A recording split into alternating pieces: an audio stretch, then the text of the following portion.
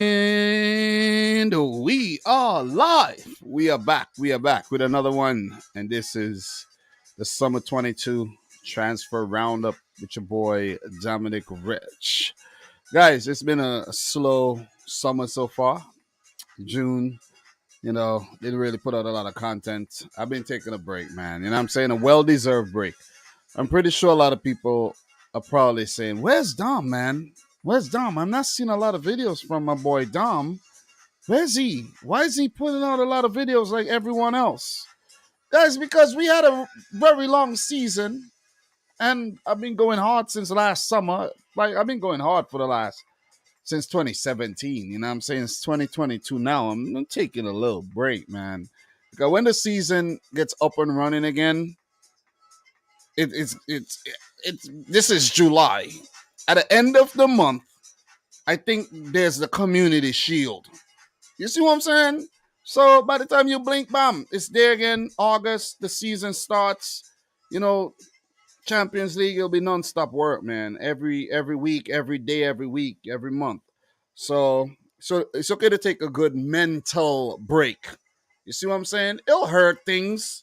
It'll hurt growth. It'll hurt the revenue. It'll hurt momentum. But it's all good. You see what I'm saying? So in the last live stream I did with Steve, we covered the Champions League first preliminary round. The previous live stream, we actually went through a lot of the completed and soon to be completed transfers. And in today's live stream, we're going to be doing transfers. We're going to go through the list of completed transfers. We're going to talk about some of the rumors, and talk about if some of these transfers are good or if they're bad, or we're just gonna get into a little transfer update. So big up to Berry, big up to Dupe, longtime subscribers and followers of the channel. Do appreciate your continued support, for sure, for sure, for sure. And can't wait to start having discussions with you guys for next season. So, guys, we are going to get into the transfers, though. Definitely big up to Clinical as well. We're going to get into the transfers. We're going to get into what Man City have done, what Liverpool have done, and what all the English clubs are doing. But before we actually really get into that, guys, let us take a look at let's take a look at this. This is actually transfer marked, and this is the completed transfers, all competitions, all countries, players valued from 500,000 euros all the way up to 200,000 euros. You know what I'm saying? I don't think there's any player, in the transfer market valued over that right now. But we're gonna take a look at some of these transfers and spot some of the notable ones that we see, and some of the players that we're familiar with. And we're going to just discuss and go through all of them. You know what I'm saying? So if you're watching the replay version of this, man, big up to you. I hope you enjoy. And I actually love going through this list. So go through the list with me, man. If you have anything to add, please add it in the chat. We'll definitely appreciate it. So, guys, look, man, let's start. We have Nahuel Estevez, an Argentinian, leaving Crotone in Serie C, going to Serie B with Parma. And that was an undisclosed fee. I'm pretty sure if we do some deep dive, we will find out how much he went for, but it's not really important right now. We're going to keep it moving. And this is a player that I thought would have been huge, man. Emery Moore. He was formerly of Borussia Dortmund, and he's been all over the place. 24-year-old Turkish international, leaves Karagumruk and goes to Fenerbahce. I think that's a very good move for Emery Moore, seeing that Fenerbahce is actually a more renowned Turkish club than Karagumruk, who is a up-and-coming club as well. And they're both in the Super League, so Emery Moore getting a change of scenery. And just disappointed that he have not got bigger. I've not really lived up to expectations and fulfill his potential, but he's still only 24. This could be a good move for him. You see what I mean? And for Fenerbahce, they be in the European competitions as well, and that could help him. So we're gonna keep it moving though. But before we do, big up to everybody in the house, man. Marcel, you never walk alone. Kirubel, Tedros, Palomo, Victor Ojomo in the house. Everybody in here, man. Everybody in here. Big up to you guys. We're gonna be talking Sven Botman, Terrell Malacia, Mo Salah, Gabriel Jesus. We're gonna be talking Richarlison. We're gonna be talking Raphinha as well and much, much, much more. But let's go through some of these low, under the radar type transfers here. We're not gonna go through all of them, but we could see a young center forward here from Dinamo Zagreb going to Istra on loan, and the Croatian league is now called Super Sport Hrvatska Nogometna Liga. I think that's what it stands for. And yeah, so it's pretty good that they got a sponsorship there. Dynamo always produces a lot of good talent there, man. So you could see a player here in the Russian league. We're not really going to talk about the Russian league too much, but I'm just taking a look at, some notable transfers, some players that, we could see, doing well in the future. Roberto Lopez leaving Sociedad to Sidi Mirandes on loan. You could see another movement here from the Croatian league. Gorica, Dominic Kotaski, leaving Gorica to PAOK in the Greek league for 2 million euros. So 22-year-old Croatian keeper. I never heard of him, to be honest. I haven't really followed the Croatian league in depth for the last couple of seasons. So, but, PAOK doing some business there. Raul Garcia, Mirandes is actually bulking up. So keep an eye on this team, Mirandes, in the Segunda División next season. And any more notable movements here? Any more names that we could identify with? Michael Verrips. That's a familiar name. I've seen him in the Premier League previously, I think. One of them backup keepers, leaving Fortuna Sittard to Groningen on loan. And another notable name here, this player, highly rated, German youngster Jessic Ngankam, leaves Goethe Fürth, who got relegated to Hertha Berlin, the club he was previously playing for. I could recall, for 2 million. So he's back at Hertha. All right, we got a big move here. This is a big move. Croatian center forward Peter Musa. Don't know the player. I don't think he's been capped. Leads Boa Vista to Benfica for 5 mil. So that is a big move. That is a huge move for the center forward. Let's see what he does at Benfica here. Big up to everybody in the chat right now. Let me see what also you guys are saying right now. Lupedam, how are you doing? I'm okay, man. I'm okay. I'm okay for the time being. You know what I mean? Just trying not to get coronavirus, man. There's actually COVID in the house right now, and I don't know how I didn't get it, but my wife and son has it, but I don't have it. I took 2 tests, both negative. I was like, God damn, I got a really good immune system, or I'm just blessed or something. I don't know. So I'm just knock on wood, keep my fingers crossed. Hopefully, I don't get it. I don't want it. I don't want to experience. So Pachara saying, "Dumb, do you see Sterling going to Chelsea?" Yeah, we'll talk about that. We did talk about that actually in the last live stream I did when it comes to transfers. We will again. So definitely will. So let's continue though. Let's continue. We got a lot to go through. A lot. Jefferson Montero. We've seen a lot of him in the past, and he's playing in leaving the Mexican League, going to the Ecuadorian League for an undisclosed fee. So you have Falaya Sako, a right back, 27-year-old. I think that's Malian right back, leaving Victoria Guimaraes to Montpellier on loan. He's 27 years old. We have Tom Lawrence being released. Basically, his contract is over with Derby, as Derby actually relegated to League One as well. Wayne Rooney has also left Derby County. So Derby is in a whole lot of trouble. You know what I mean? They were docked points and therefore got relegated from the championship.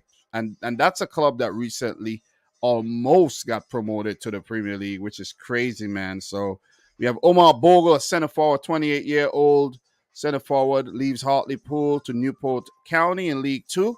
That's a forte of English football there. Joshua Brennett leaves FC 20. He's now without a club. He's going to be looking for a club. So let's take a look at some of the bigger ones that we notice here, though. Kazimshan Karatas, a young Turkish left back, leaving Alte SK in, I think that's a second division in Turkey, to Galatasaray. All right, so 1.5 million euros. So look out for that kid in the future. Going to Galatasaray, that's a big move. One of the Turkish giants there. Alessandro Florenzi, one of the more notable names that first notable names that we talk about tonight. Italian right back, of course, leaves Roma to AC Milan on a permanent basis. I think he was there on loan last season, and he now joins them permanently. So all the best. He'll be playing Champions League football next season. And guys, keep an eye on some of the players who are going to be moving up to clubs that will be in the Champions League next season. And in terms of the Champions League, I I am familiar with most of the clubs that are in the Champions League for next season, but not every single club that has qualified already. So I think I need to pull up something of those clubs so I could have some kind of reference. We know Real Madrid would be in it next season, right? We know that, right? We know City and we know Liverpool and Chelsea, Spurs would be in the competition next season. So just want to make sure we get all of that, all the teams. So some of the teams that you may not be aware of that's in the Champions League next season already. Club Brugge of Belgium, Celtic of Scotland are in it. Sporting CP, they are in it as well. FC Porto are in it. So, I don't see Benfica. Benfica might be in the playoffs or in the Europa League or something, but we're not going to get into that right now. But in terms of the other teams, Marseille, Bayer Leverkusen, Napoli, Inter, Shakhtar. Well, Shakhtar actually, this is a weird one because Shakhtar qualified for the Champions League, but are they actually going to participate in the Champions League? That is a bit weird because they've been selling off a lot of their players, sending out a lot of them on loan. So I have to actually look into that a little bit more, to be honest. So yeah, and even this is a weird one though. This is a weird one because they've been selling off a lot of players. So if anybody else actually know anything about that, let me know. Um, Shakhtar Donetsk. I know we're talking transfers, but they've been selling out a lot of their players. Shakhtar Donetsk. Let me just do a quick Google search of Shakhtar in the news and see what's going on here. Let me see. Agents are telling clubs, don't pay Shakhtar. The players will become free. Just pay me. Okay, okay. All right. Ukraine football club Shakhtar survives into ninth year of exile. So let me see. I don't even know what is going on with these Ukrainian clubs. So we know that the Russian clubs won't be in the competition, but in terms of Shakhtar. Okay. So I have something, guys. Ukraine plans to restart football leagues from August from the independent. So maybe they'll be in the Champions League. Maybe they will. Maybe they will though. Maybe they will. And yeah, Frankfurt are also in there as well from winning the Europa League. So Frankfurt, Man City, AC Milan, Juventus, Inter Milan are also in there. PSG, Atletico Madrid, Leipzig, Spurs, Barcelona made it. We thought that they weren't going to make it. RB Salzburg, so the Ukrainian clubs will be in it. So let's see, man. But I think because of the whole economic hardship that's going on, they probably sold off a lot of their stars so that they could get the revenue to, who knows, maybe keep the club running. So let's keep an eye on that situation though. So definitely, guys, big up to you. It's your boy Dom. I'm trying to get back in the groove with things. You know what I mean? When you do something for 5 years and like you take almost take a whole month off, because I went away for 10 days. I've been back before that. I didn't put out a lot of content in June at all, and it feels weird. But I have to get back into the habit, though. Definitely got to get back into the habit of doing these live streams and even just doing the videos. So yeah, let's keep it moving though. Let's keep it moving. Let's see if there's any notable ones here to talk about. Yeah, nothing really crazy on this page. We're gonna move to page 2, and then we're gonna get into we're gonna run into some big ones, and we're gonna talk about them as we go. So you guys could see here, Bas Dos, 33-year-old Dutchman, leaves Club Bruges to FC Utrecht in the Eredivisie. So he's leaving a Champions League club to go back to the Dutch league. Basically, he's Dutch national, and of course, there's no place like home. So we know that Bastos rip it up in the Bundesliga, rip it up in the Primeira Liga in Portugal, and he's been scoring a lot of goals over the years. So we see a young Englishman here making a move that many Englishmen don't make, and that's Romal Palmer, 23-year-old central midfielder leaving Barnsley to Göztepe in Turkish second division here on a free. So keep an eye on that player. Who knows? Who knows what he could be turn into? You never know, man. Might be a late bloomer. You got some transfers here from the Mexican League. Not gonna get into these too much here. To really follow the Mexican League unless it's a player that I'm really familiar with. But we see a Curacao player here by the name of Rangelo Janga. Damn, I remember him missing a great opportunity for Curacao versus Panama in that World Cup playoff, man. And he is leaving Astana, Kazakhstani club, and he is a free agent currently. So we see another CONCACAF player here by Francie Perrault, it's a Turkish Haitian international, leaving Gangomp in Ligue 1 to Maccabi Haifa in the Israeli league. So it's not a bad move, man. You might see him in the European competitions next season. I'm pretty sure Maccabi Haifa is going to participate in one of the Europa League or Conference League or one of them. So yeah, keep an eye on Francie Perrault. Maybe he could help Haiti qualify for the 2026 World Cup. You never know, man. You never know. So just looking to see if we see any more notable names. We see a lot of players leaving Lausanne Sport in Switzerland here. A lot of players released, Lamine Kone, a name I'm definitely familiar with. The center back here from Ivory Coast. And nothing else here on this page right here. Nothing really too crazy to talk about. We're going to keep it moving, though. Page 3. Guys, and we're going to run into some very, very interesting transfers here that most people don't talk about. And that's why I like doing this, because we're going to get in depth. We're not just going to talk about only the big names, but we're going to talk about the small guys as well. You see what I'm saying? And we're going to talk about some of the more obscure ones as well. Some that fly under the radar and you're like, whoa, you know what I'm saying? So, yeah. So just keep your eye on some of these players, though. So, look, this is one to keep your eye on for sure.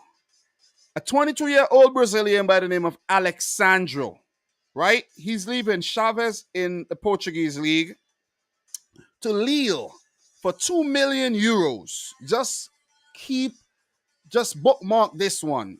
Lille tend to develop players very, very well and then sell them on for big money. I mean, huge money.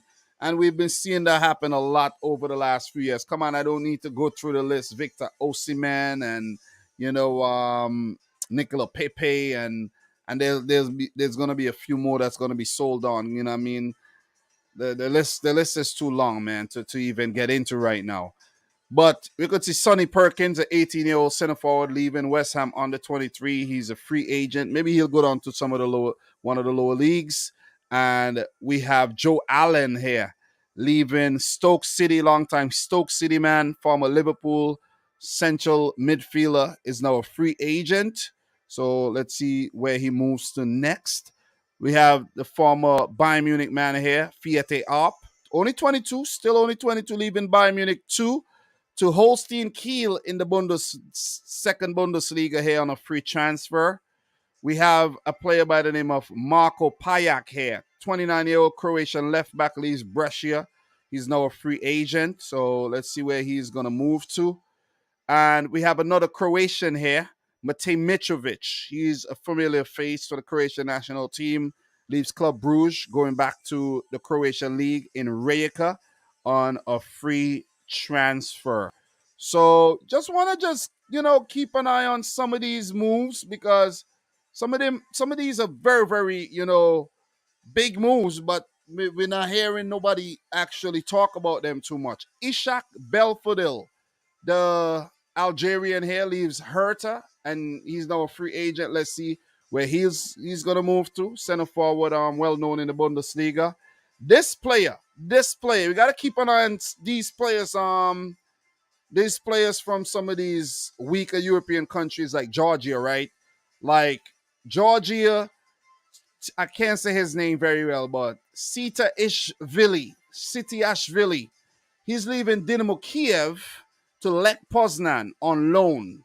So I don't know if in the Ukraine situation, most of the foreign players are actually, well, he's also half Ukrainian, maybe because he's been there playing for the Dynamo Kiev for some time.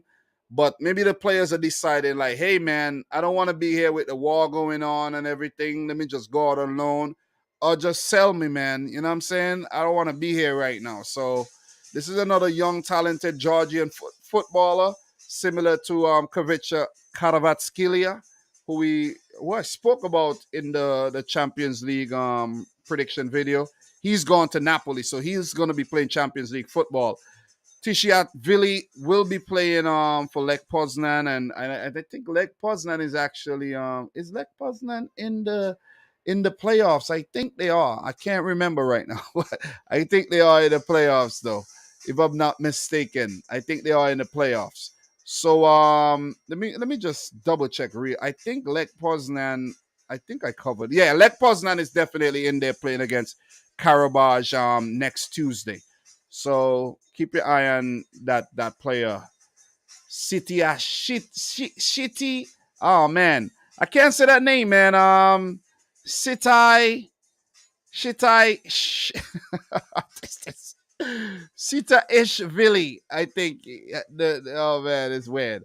Look, this Turkish international Ozan Tufan, who we saw briefly for Watford last season, I think he's gonna leave Fenerbahce permanently, and he's going to Hull City in the championship, but on this close fee. He's valued about 3.8 million euros, so they're probably paying about 3 million for him or less.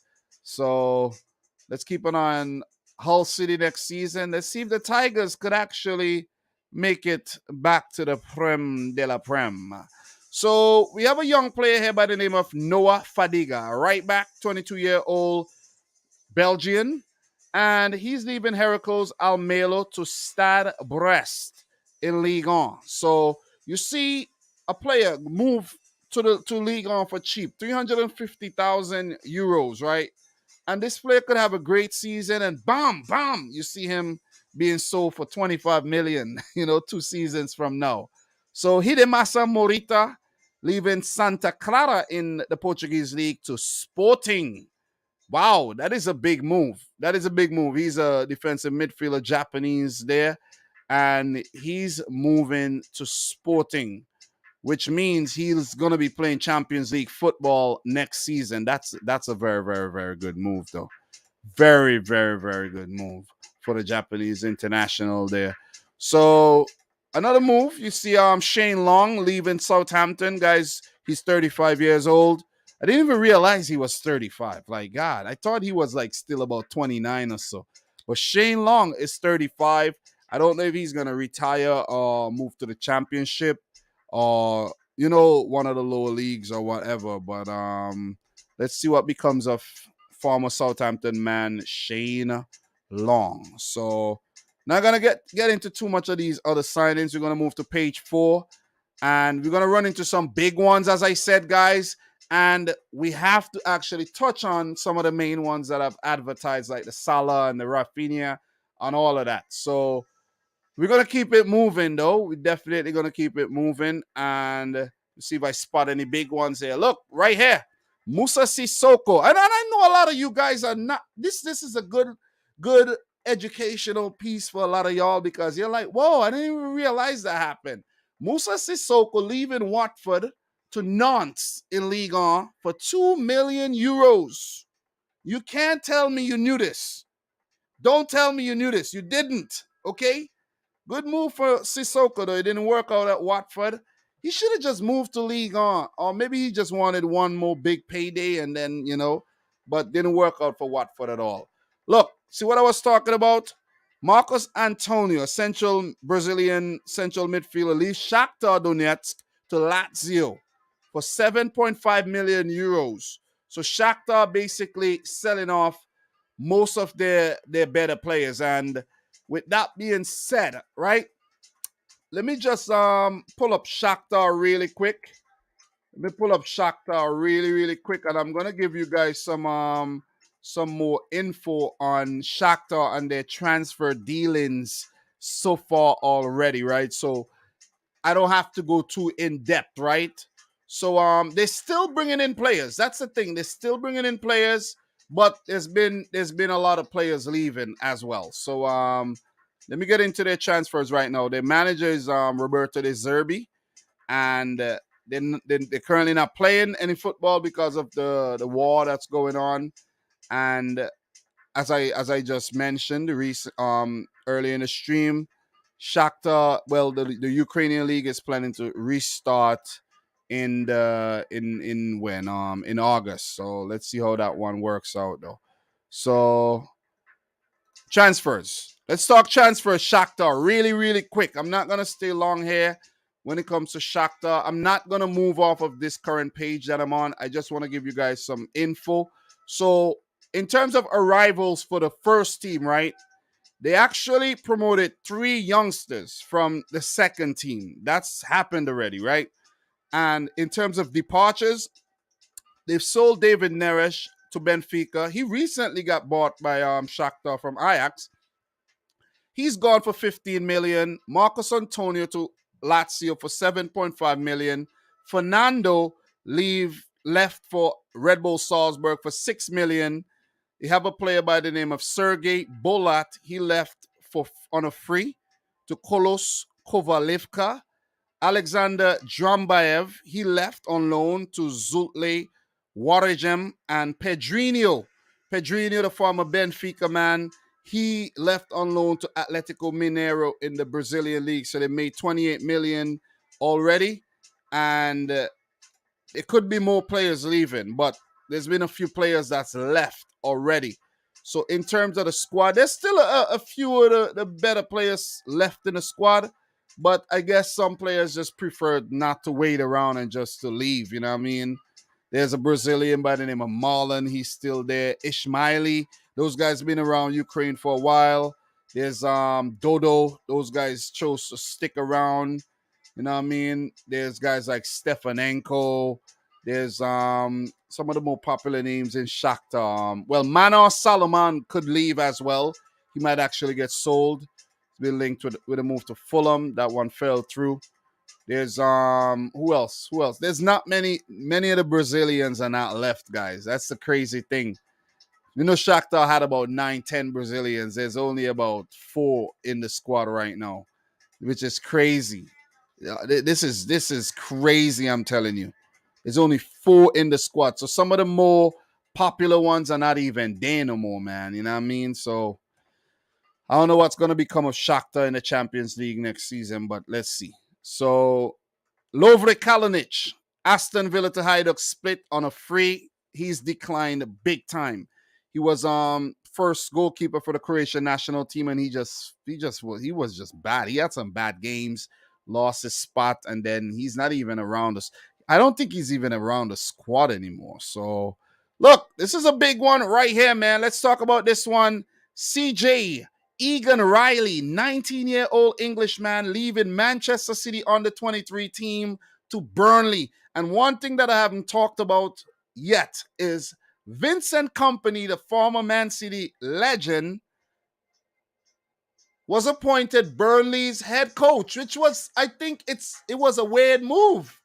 It was a very, very weird move, but I think that's maybe what Burnley needed, a change in a different direction, man, because it's just so Burnley was just a stale team with just a stale ideology. And, Sean Dyche there, he kept them in the Premier League for as long as he could, but they finally got relegated. And we could see some diversity being brought into the team nowadays as well. Egan Riley, 19-year-old, along with some of the other youngsters that's in the team already. And just to mention before I forget, Taylor Harwood-Bellis would also be joining Burnley on loan though, but CJ Egan Riley joins on a free.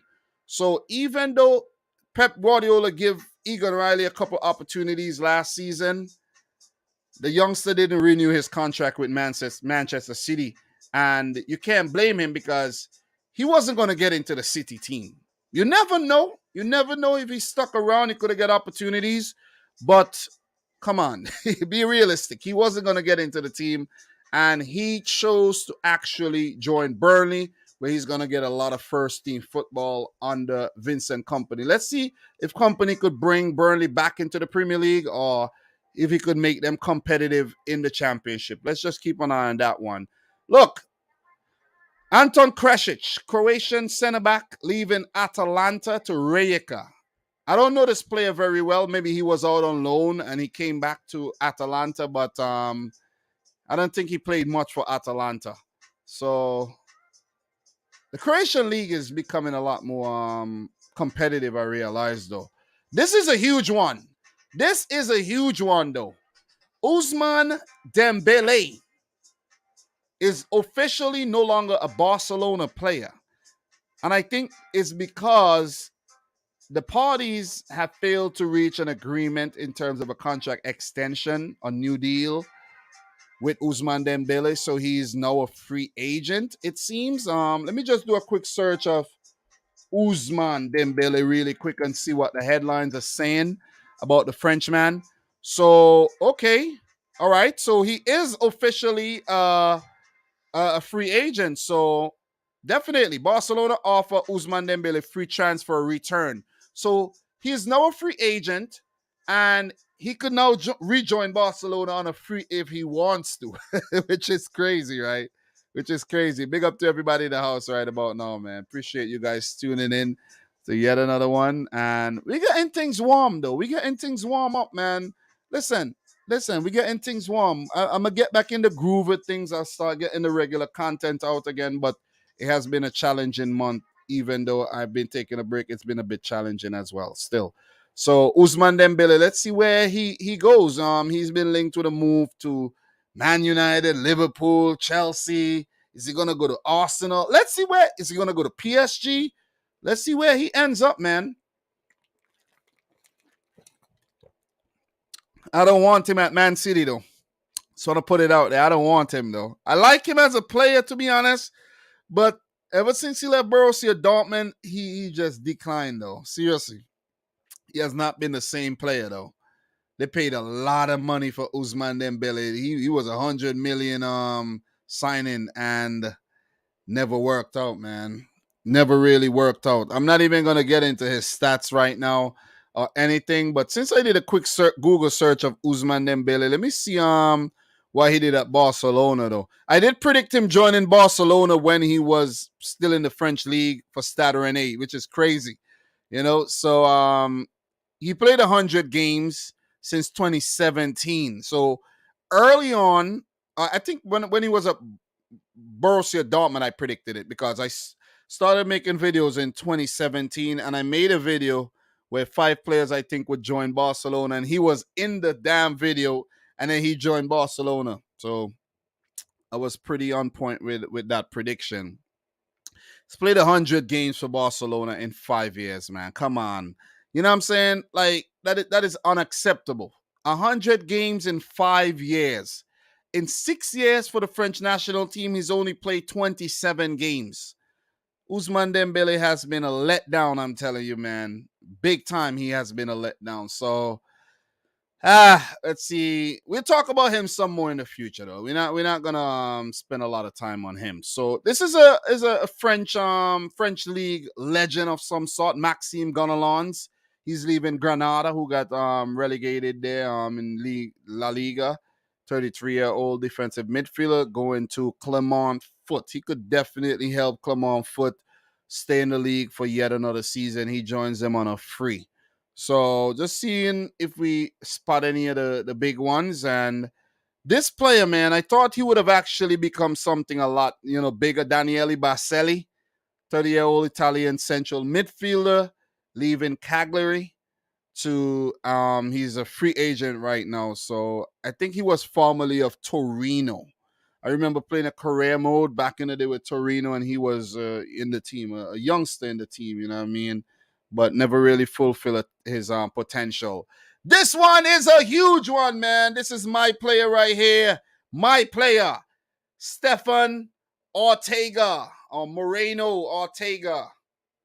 Armenia Bielefeld to Manchester City on a free transfer, and I am yet to actually get to listen to his interview, but from what I heard, the man is very, very he's very confident though. And the Bundesliga put out a video on their YouTube channel and called him world class because he made the Bundesliga team of the year last season, which is crazy. And you have Manuel Neuer and you have all those quality goalkeepers in the Bundesliga, you know what I mean?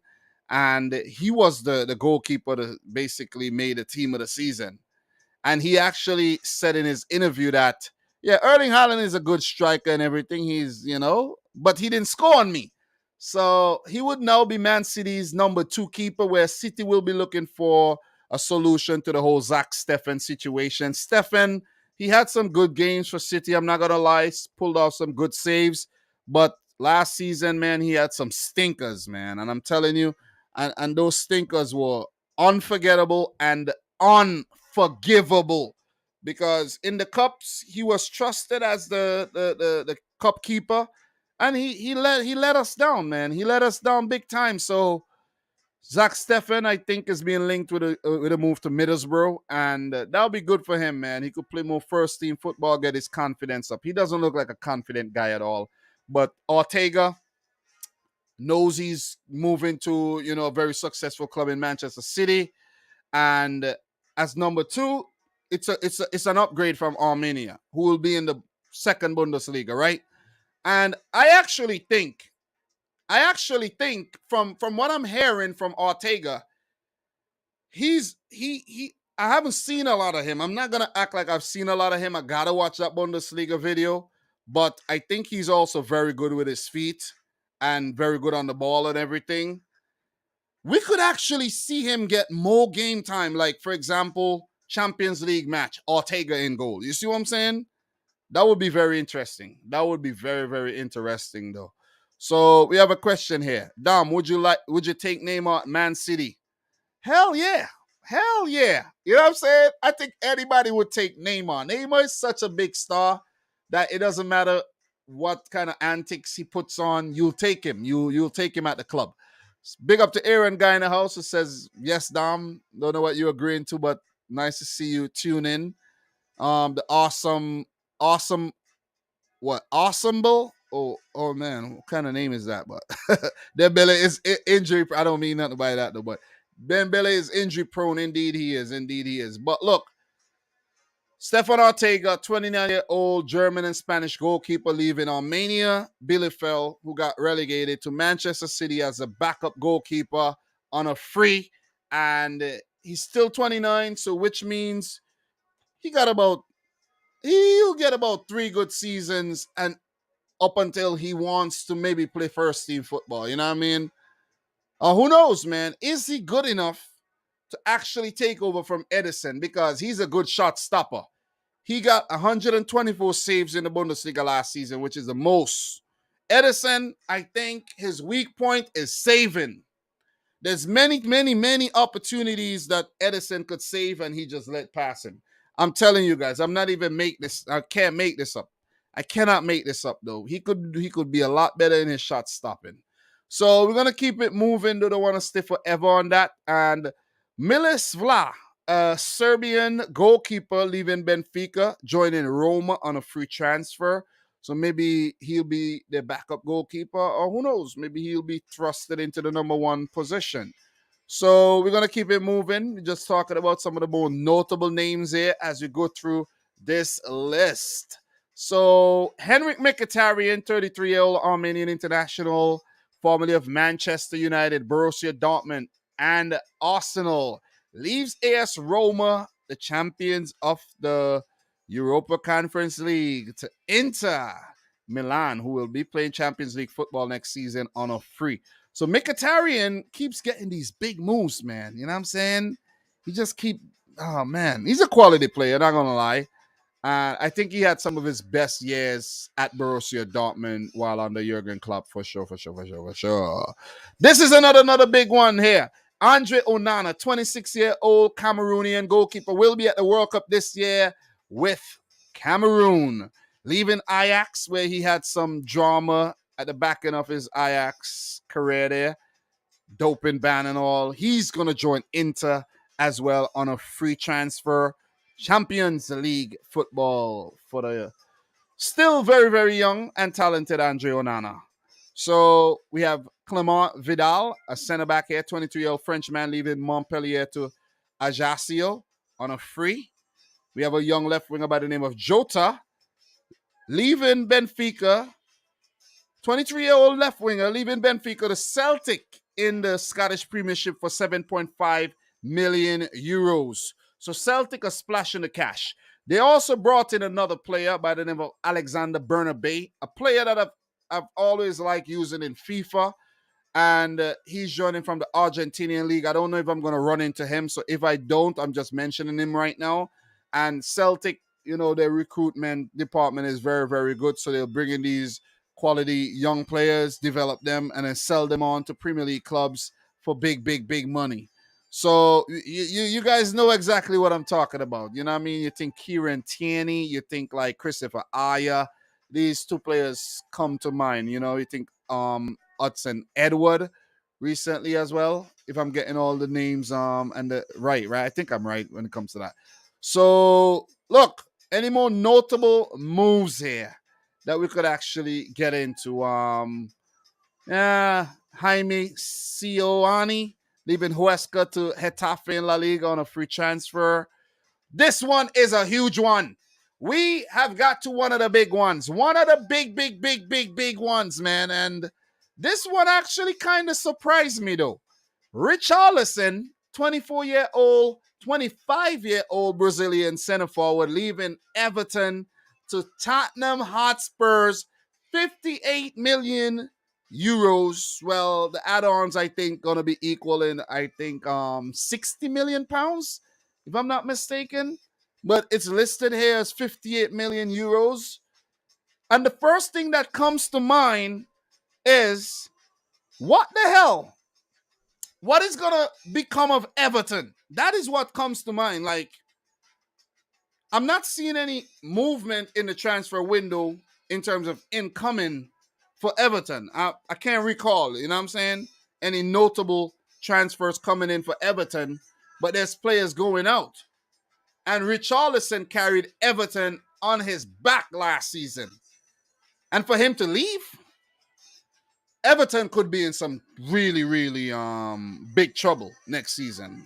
Just want to put it out there right now, because he was their talisman. Calvert-Lewin didn't show up last season. Most of the other players didn't show up, but Richarlison, man, he fought till the very end, and he helped Everton stay up. So the fact that he's joining Spurs, that is a huge move, because finally, Richarlison could actually play Champions League football. Think about it. He's been at Watford. He joined Everton. He's always been controversial, though, with his moves. But he has not played Champions League football as yet. And I think when Spurs showed interest in Richarlison, he probably said, hell yeah. And as Marcel is saying here, Everton linked with Harry Winks. Yes, I have seen that one, but I don't think that one went through as yet. So Richarlison from Everton to Spurs is a big move. Big money being spent by Tottenham this season. Even bringing in Ivan Perisic on a free. Yves Bissouma. We'll get to Bissouma as well if we run into that move. But they're doing some good transfer business, man. I'm telling you. I like what Spurs are doing. And remember, they have players like Giovanni Lo Celso and Brian Hill.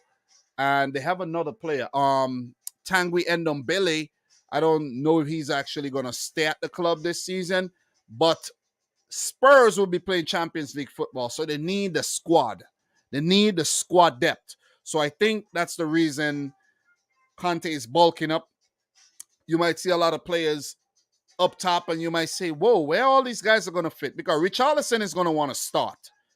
Kulusevski's going to want to start. Kane's going to start. Son's going to want to start. Steven Bergwijn left the club. So, there's going to be movement as well going out.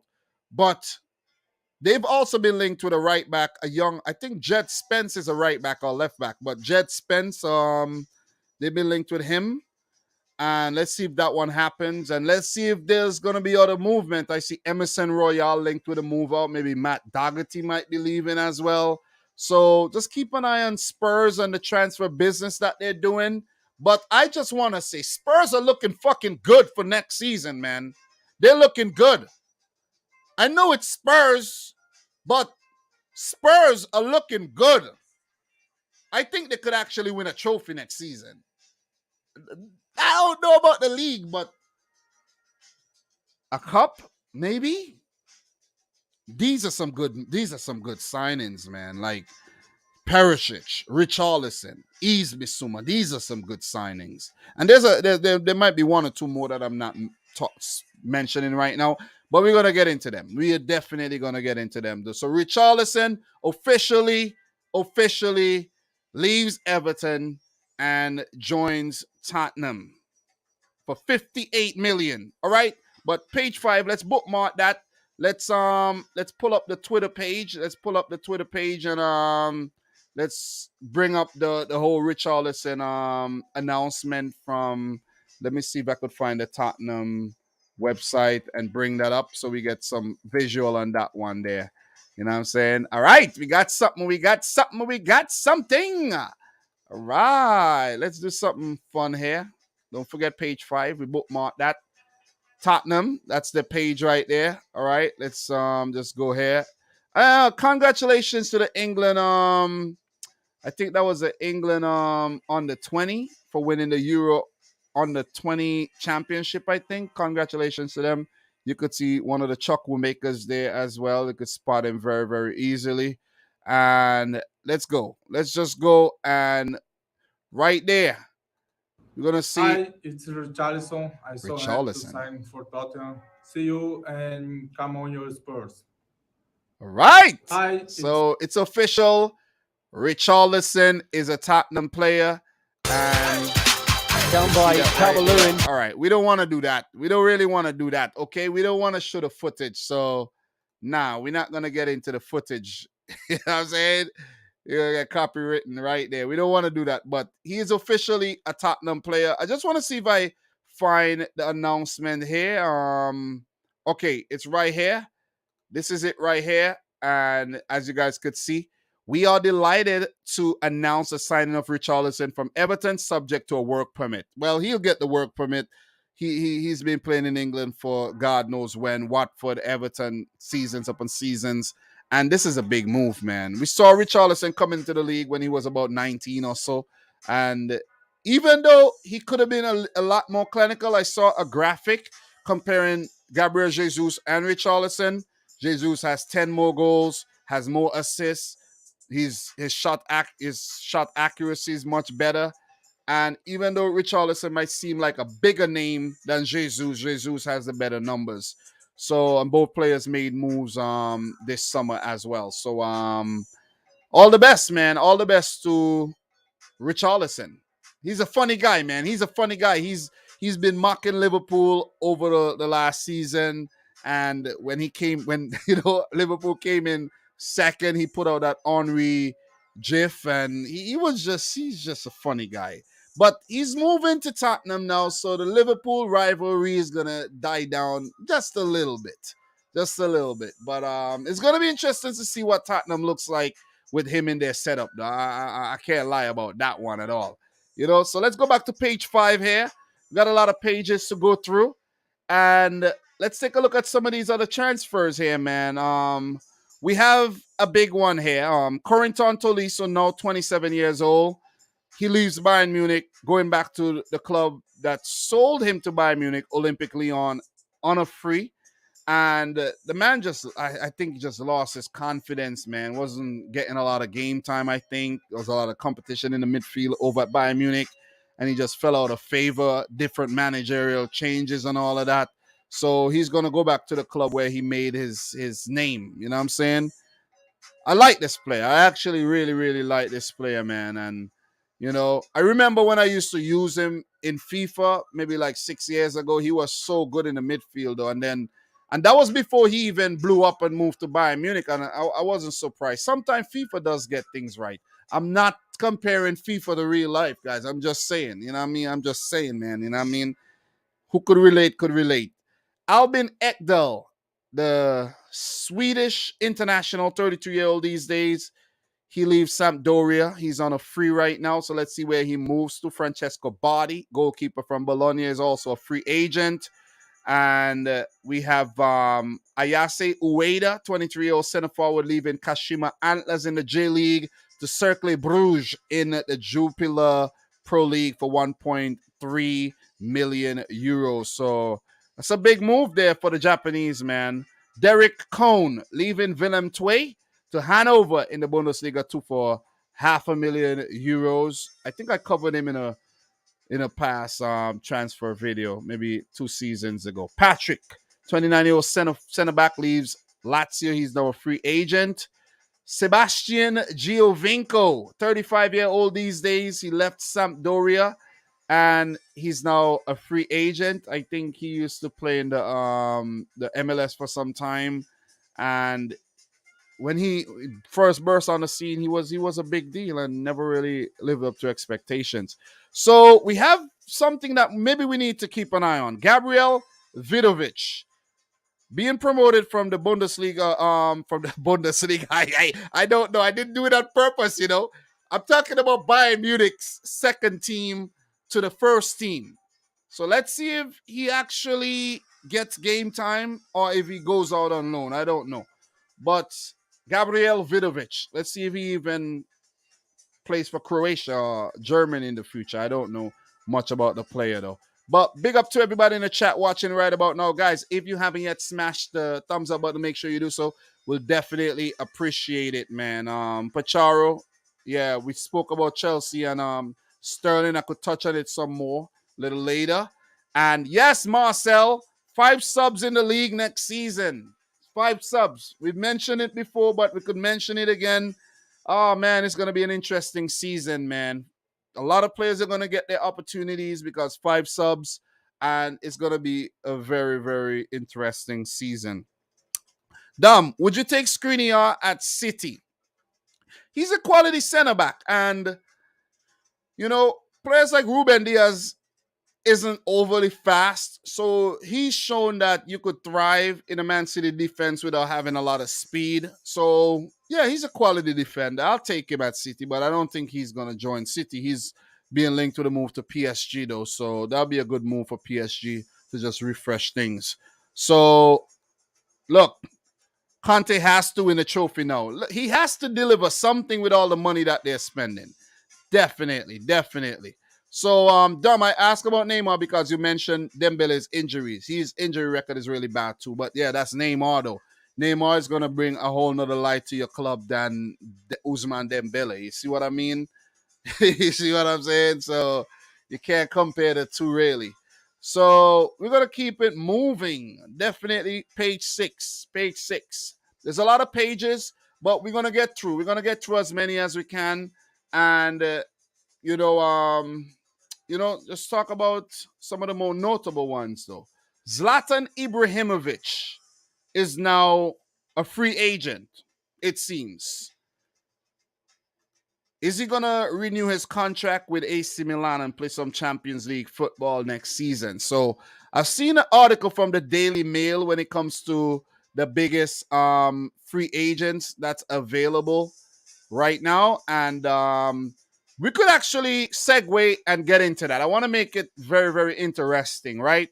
So let's go through this page. And then after this page 6, we're going to pull up some of the most valuable free agents on the market right now. So Zlatan is one of them for sure, but he's not valued a lot these days. But let's see if he retires or if he continues to play.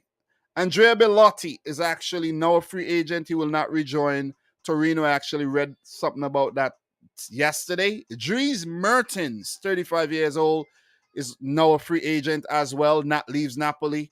David Ospina, a free agent. Note, guys, some of these players could rejoin their clubs, all right? Even though they have not really come to a resolution with their transfer situation, they could actually rejoin the clubs, okay?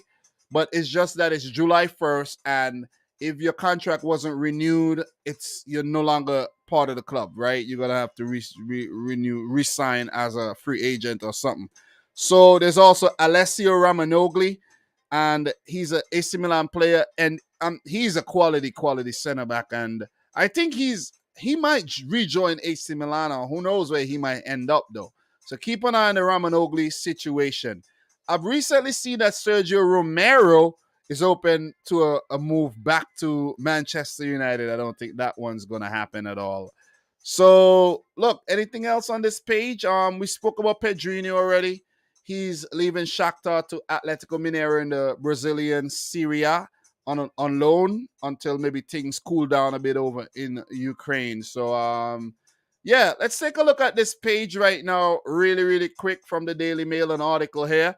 Paul Pogba and Angel Di Maria. You see, that's a personalized ad you see right there. I've been looking at Crocs and things lately.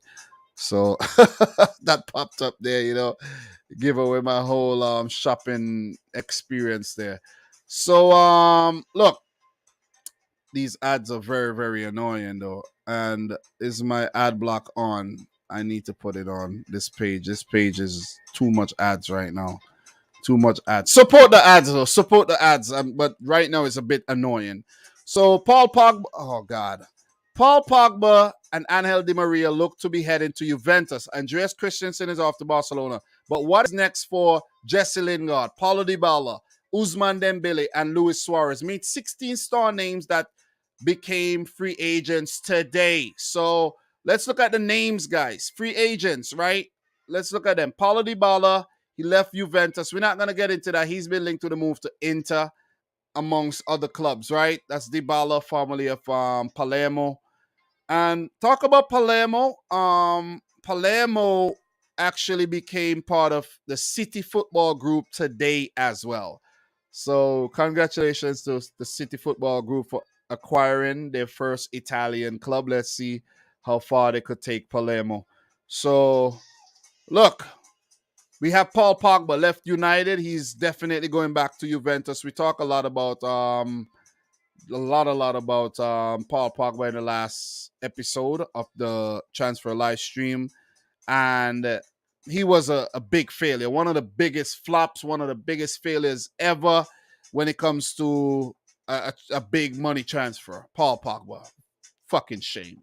You know what I'm saying? Angel Di Maria, man, you got to give him a lot of credit though, but that move to Man United, oh man, that was a fucking shame as well. Pardon the language, but it's funny though. It is funny. You see what I'm saying? It's funny, man. So, formerly of Real Madrid, had some good years at PSG, was linked with a move to Barcelona. That would have been a bit controversial, but it looks as if he's going to Juventus. Still got a lot to give to the game, you know what I mean? So let's see what he could do at Juventus. Christian Eriksen. So Christian Eriksen, I haven't really talked much about his situation, but his contract at Brentford is over. Let's see if he's going to rejoin Brentford or go to Man United. You know, since he was a former Ajax player. Didn't work under Ten Hag, but still, you know, it would be crazy if he goes to United. He's been linked with them for a while. I hope he doesn't go back to Spurs, though. That's the thing. I don't want to see him go back to Spurs. I want to see him join Brentford again and help Brentford because he's the player that really helped Brentford stay in the league. Maybe they would have survived, but he solidified their Premier League status for sure. So I just hope he doesn't make the mistake and move to United, man. Seriously, just to play Champions League football again. I really hope he doesn't. Andreas Christensen is going to leave. He's going to join Barcelona, but Barcelona having problems registering players right now, where I think Christensen and Frank Kessié, amongst others, are not yet registered, but there will be solution to that. Ousmane Dembele probably left. Who knows? They'll open up a spot, but could be a possibility that Dembele could resign. So another thing is too, Chelsea, there's been a lack of movement in the transfer window for them. Lukaku left, but they have not been players coming in. So we're going to touch on Chelsea. We're going to touch on the Premier League. I'm going to put up a Premier League graphic to run down what the Premier League clubs have done so far in the transfer window as well. So Andreas Christensen left Chelsea, formerly of Borussia Mönchengladbach as well. So Frank Kessié, he left AC Milan, and he left as a Serie A winner with AC Milan. And he's going to be playing Champions League football still next season with Barcelona. Hopefully everything gets resolved. And I think, no. I don't think I put him in that list. But Kessié, I did make a video on Kessié a while back as well. One of my earliest videos, I did touch on Frank Kessié, man. When I discovered that player, I didn't believe he was that young because he looks old as hell. You see what I'm saying? But he is young, but he's just very mature for his age. And Frank Kessié, man, Barcelona, that's a big move. That is a big, I'm telling you, what Barcelona are doing in terms of the recruitment is nuts. It is absolutely nuts, man. And everybody's just been linked to the move to Barcelona. Lewandowski, that one can't seem to go through.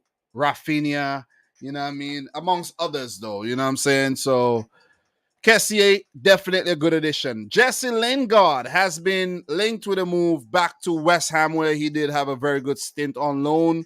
But I've read that there's been a bit of a disagreement when it comes to the wages, the personal terms when it comes to the player. So let's see if Lingard, just chill out yourself and go back to West Ham and stop. You know, you're gonna take a pay cut. Just relax, okay? Calm yourself and make the move, or else go into the championship and play or something. So Ousmane Dembele, we touched on him already. We're not going to talk too much about him. His contract at Barcelona ended today as well. So let's see what becomes of Ousmane Dembele. James Tarkowski is actually supposed to join. I think it's Everton he's supposed to join, you know. I think it's Everton, if I'm not mistaken. Yeah, Everton. Yep.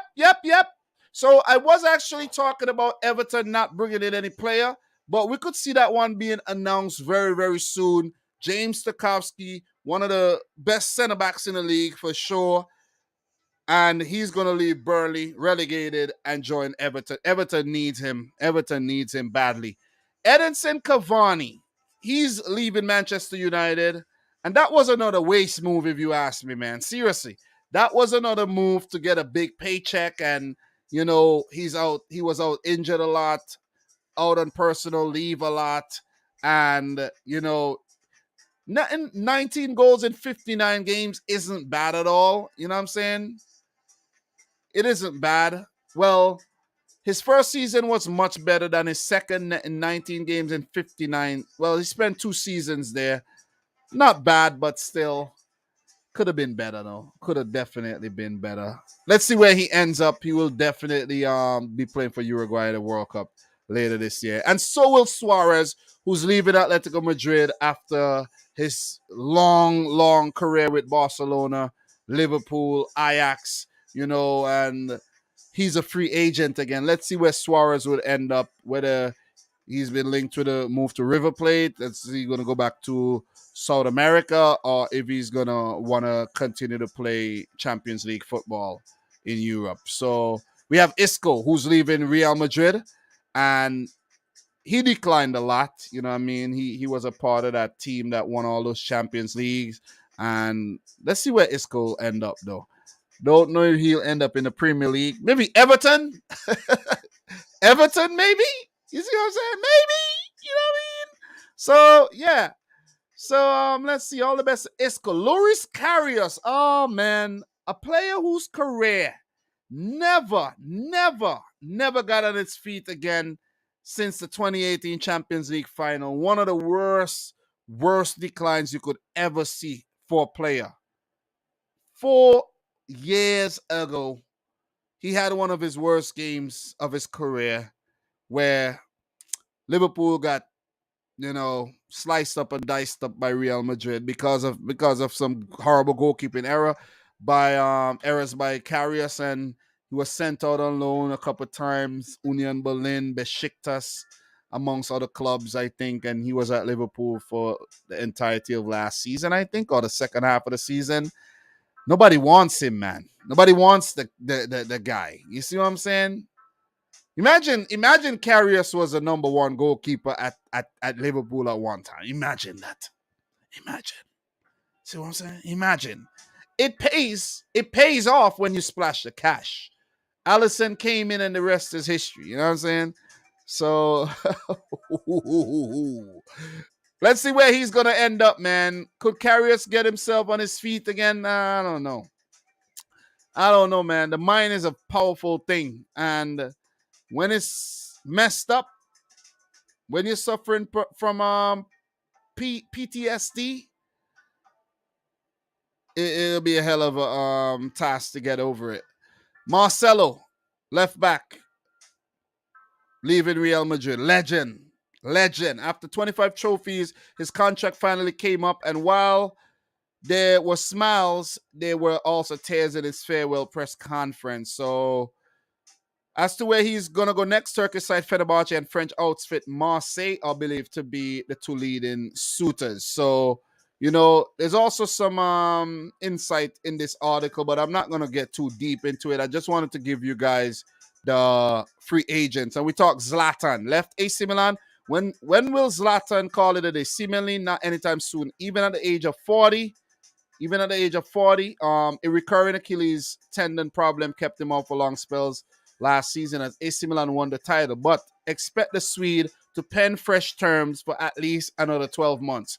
He turns 41 in October, so the Benjamin Button of football is pushing it now. But given his supreme confidence, he will believe he can play forever. Yep, I think he will sign a contract extension and stay on for yet another year to play Champions League football with AC Milan. Cesc Fabregas, the former Arsenal phenom, Chelsea, Spanish international, formerly leaving Monaco.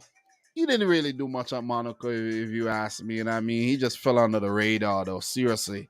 And we didn't hear much of Cesc Fabregas. It's somewhat of a very sad decline, if you ask me. And I mean, I think he could have left more on a high when you think about it. So he said, I'm open to anything.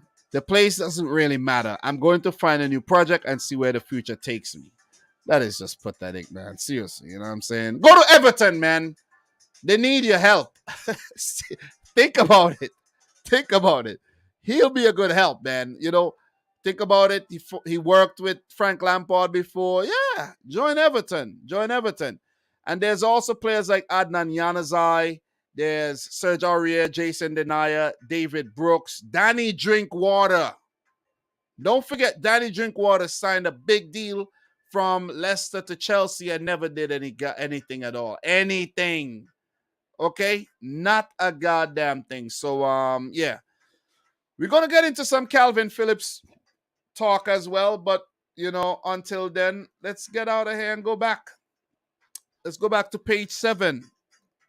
I think we're going to go on to page 8 now, right? No, page 7. We're on page 7.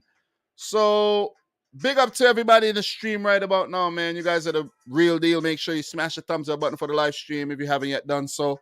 Back in the full swing of things. I hope I am. I'm looking to do more, live streams. I want to set up more things. I want to do more things.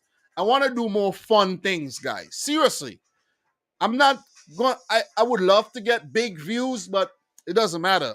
I just want to do fun things and just, keep in touch with you guys and just have the football discussions, man, because, you just want to, there's a lot of things I want to do, but guys, it's a time though. It's a time thing. You see what I mean? Things are becoming a little hectic around these parts these days, man. Work, family, you know what I mean? Just balancing everything.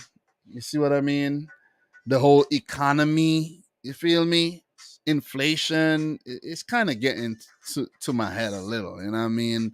By the time you go to the supermarket and you pick up a few things, it's a freaking $500, and you know what I mean? And by the time you get your check, it's done, and you're like, God damn, how does one survive in America these days? Seriously, man, it's tough out here. Anyways, can't give up though. You can't give up. So let's take a look at this page. We finished page 6. We did, right? We probably have a few updates already, but we're going to page 7. We're going to page 7. What 1 hour 11 minutes? Okay.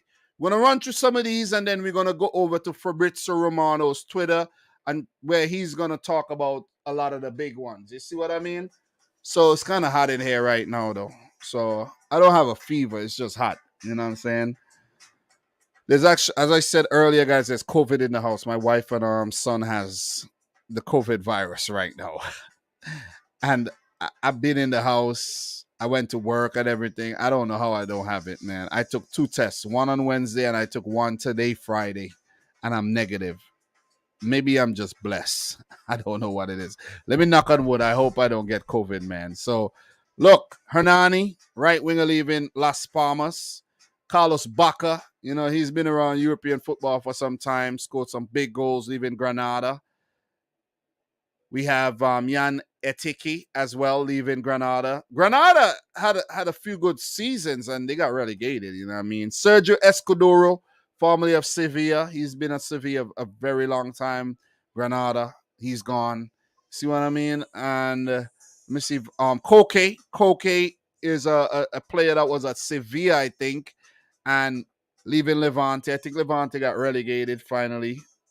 And Martin Cáceres, you know what I mean? Also, he's been around for a long time, big name, Inter, Uruguay, leaving Levante on a free as well. These are some of the free agents as well. Guido Carrillo, I remember when he joined Southampton, didn't really work out.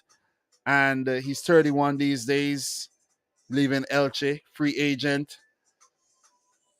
Keep an eye on this one. Savio, an 18-year-old Brazilian right winger, leaving Atletico Mineiro to Troyes. And Savio joining Troyes. Troyes is not a Man City, but a City Group club, Troyes, right? 6.5 million euros. Keep an eye on this player, okay? Just want to put it out there. I was really surprised by this move. Vitinha, 22-year-old Porto and Portuguese central midfielder who did play in the Premier League before on loan at Wolverhampton Wanderers. He didn't really do much. He was picked up by PSG for 41.5 million euros. Like, god damn, PSG. Splashing the cash on a player that, maybe Vitinha had a big season for Porto last season. You know what I'm saying? Maybe he did. Porto won the league over there, right? Maybe he did. You know what I'm saying? Maybe he did and earn him a move. Same like Fabio Vieira, think joining Arsenal. So Porto going into the Champions League, losing some of their better players, but they don't care. They're making money. And I saw something that the Portuguese league has the best net spend ever because they buy these players for cheap or develop them and sell them on for some huge, huge money, man. Look, Matteo Cancellieri. Is he going to cancel out the defenders or something? He's leaving Hellas Verona to Lazio on loan. That's a weird kind of move, if you ask me. You would most see players maybe leaving Lazio to Hellas Verona on a loan, but not the other way around. But Hellas has been playing a hell of a A lot of good football these days, so maybe it makes sense. So let me see if I see anything here. Jack Wilshere leaves Aarhus GF in the Danish league, and he's now a free agent. I did read something that he might be joining Arsenal in the coaching department or something for the U team or something. So I'll have to actually look more into that one though. But any more insights on that, please let me know. So yeah, I think that's the only notable one on page 7. We're gonna move to page 8, but before we talk about page 8, guys, big up to everybody in the stream right about now. Make sure you guys smash the thumbs up button for the live stream. It would be highly, highly appreciated. We're talking transfers right now. Right now, we're talking transfers. Look, the transfer window has a long way to go. When does the transfer window end? August, right? I think it's August. Still early, man. It's still very, very early. We got a long way to go when it comes to the transfer window. And I wanted to start a long time ago, but the fact that I'm doing this right now, it's very, very good. We're going to be doing a lot more of these kind of videos. I want to do some creative things. So just, keep tuning in, guys. Keep tuning in, okay? Appreciate it, man. Appreciate all the support that the channel have been getting, over the past years and over the past few seasons. Next season is going to be a massive one. And I mean a massive, massive, massive, massive season. You see what I mean? 5 substitutions. Guys, we're gonna have a lot of, a lot more watch-alongs. You know what I'm saying? I've been doing a lot of those since last season, the back end of last season. And the World Cup, man. We're going to prepare for the World Cup, man. So just remember that. So, look, we have a player by the name of Douglas Nene.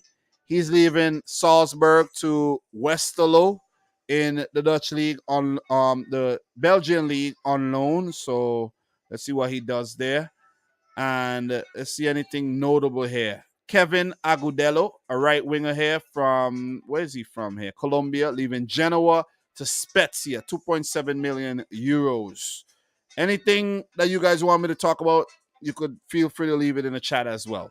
Roberto Piccoli, 21-year-old Italian center forward, leaving Atalanta to Hellas Verona on loan. Guys, remember, Atalanta has the biggest loan army in world football. Probably over 50 players out there on loan, okay? Gonçalo Esteves, 18-year-old right back, leaving Sporting CP to Estoril Praia to, I don't even know if I said that right, on loan. Shimi Vasalico, Croatian right back, leaves Atletico Madrid, and he is now a free agent, but I've seen him being linked to the move to Olympiacos, okay? So let's see if he does join Olympiacos. Daniel Ballard, Arsenal under 23 to Sunderland for 2.3 million euros. Center back. It's not a bad move at all. That is not a bad move. Andrea Carboni, Cagliari to Monza in the Serie A for 4 million euros. And Monza, actually, I just read that Monza is linked with a move for Mingueza, Oscar Mingueza of Barcelona, who said he's going to be surplus to requirement. And they're also interested in actually picking up Mauro Icardi, who is somewhat out of favor at PSG. So look at this move. Akim Zedatka, leaving Clermont Foot. He's a 27-year-old right back, joining Lille on a free. So not a bad move. Not a bad move if you ask me. And let's see if we spot any of the bigger ones here. Sulemania Isaac Toure, 19-year-old center back, leaving Le Havre for Marseille for 5.5 million euros. So keep an eye on that player as well. So, look, let's move on to page 9. I think I'm going to go up to page 10 before we get into some of the bigger ones. The Salahs, talk about Salah and all of that. So, we have Jordan Sibachute, the U.S. international, leaving Young Boys of Bern for Union Berlin. 6 million euros. He will be replacing Taiwo Owani, who's joining Nottingham Forest from Union Berlin. I haven't run into the Taiwo Owani signing as yet, so don't know if I will, but if I do, that'll be cool. But if I don't, I just mentioned it right there. So Ofanzo Sousa Belenenses to Lech Poznan. So he's going to try to help Lech Poznan actually qualify for the Champions League. So keep an eye on that one. So let me see what we have here. Ahmed Tuba, 24-year center-back, leaving RKC Waalwijk in the Dutch Eredivisie to Istanbul Başakşehir here, recent winner of the Turkish league. Not last season, but I think a previous season. 2 million euros. So what else we have here? Anything more notable to talk about here? Let me see. Mateo Casiera, center forward here. Colombia leaving Sochi in the Russian league, joining Zenit St. Petersburg, 4.5 million euros.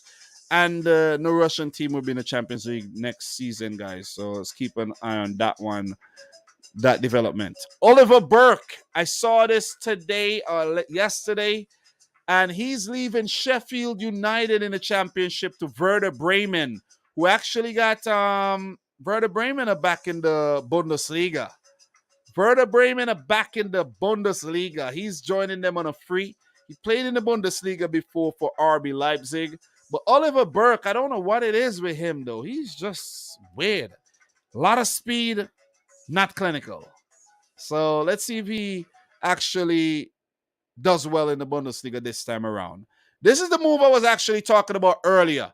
Alexandro Bernabé leaving Lanús in the Argentina League to join Celtic for 4.3 million euros. This is a very good move. He's only 21 years old. And I think he's going to go to the Scottish League and he's going to flourish and he's going to be sold for big money in the future. So Thomas Rincon, the Venezuelan international, leaves Torino and he's now a free agent. So let's see if he's going to go back to South America to play down there, Copa Libertadores, etc. Maybe the Brazilian League would suit him, Argentinian League, who knows.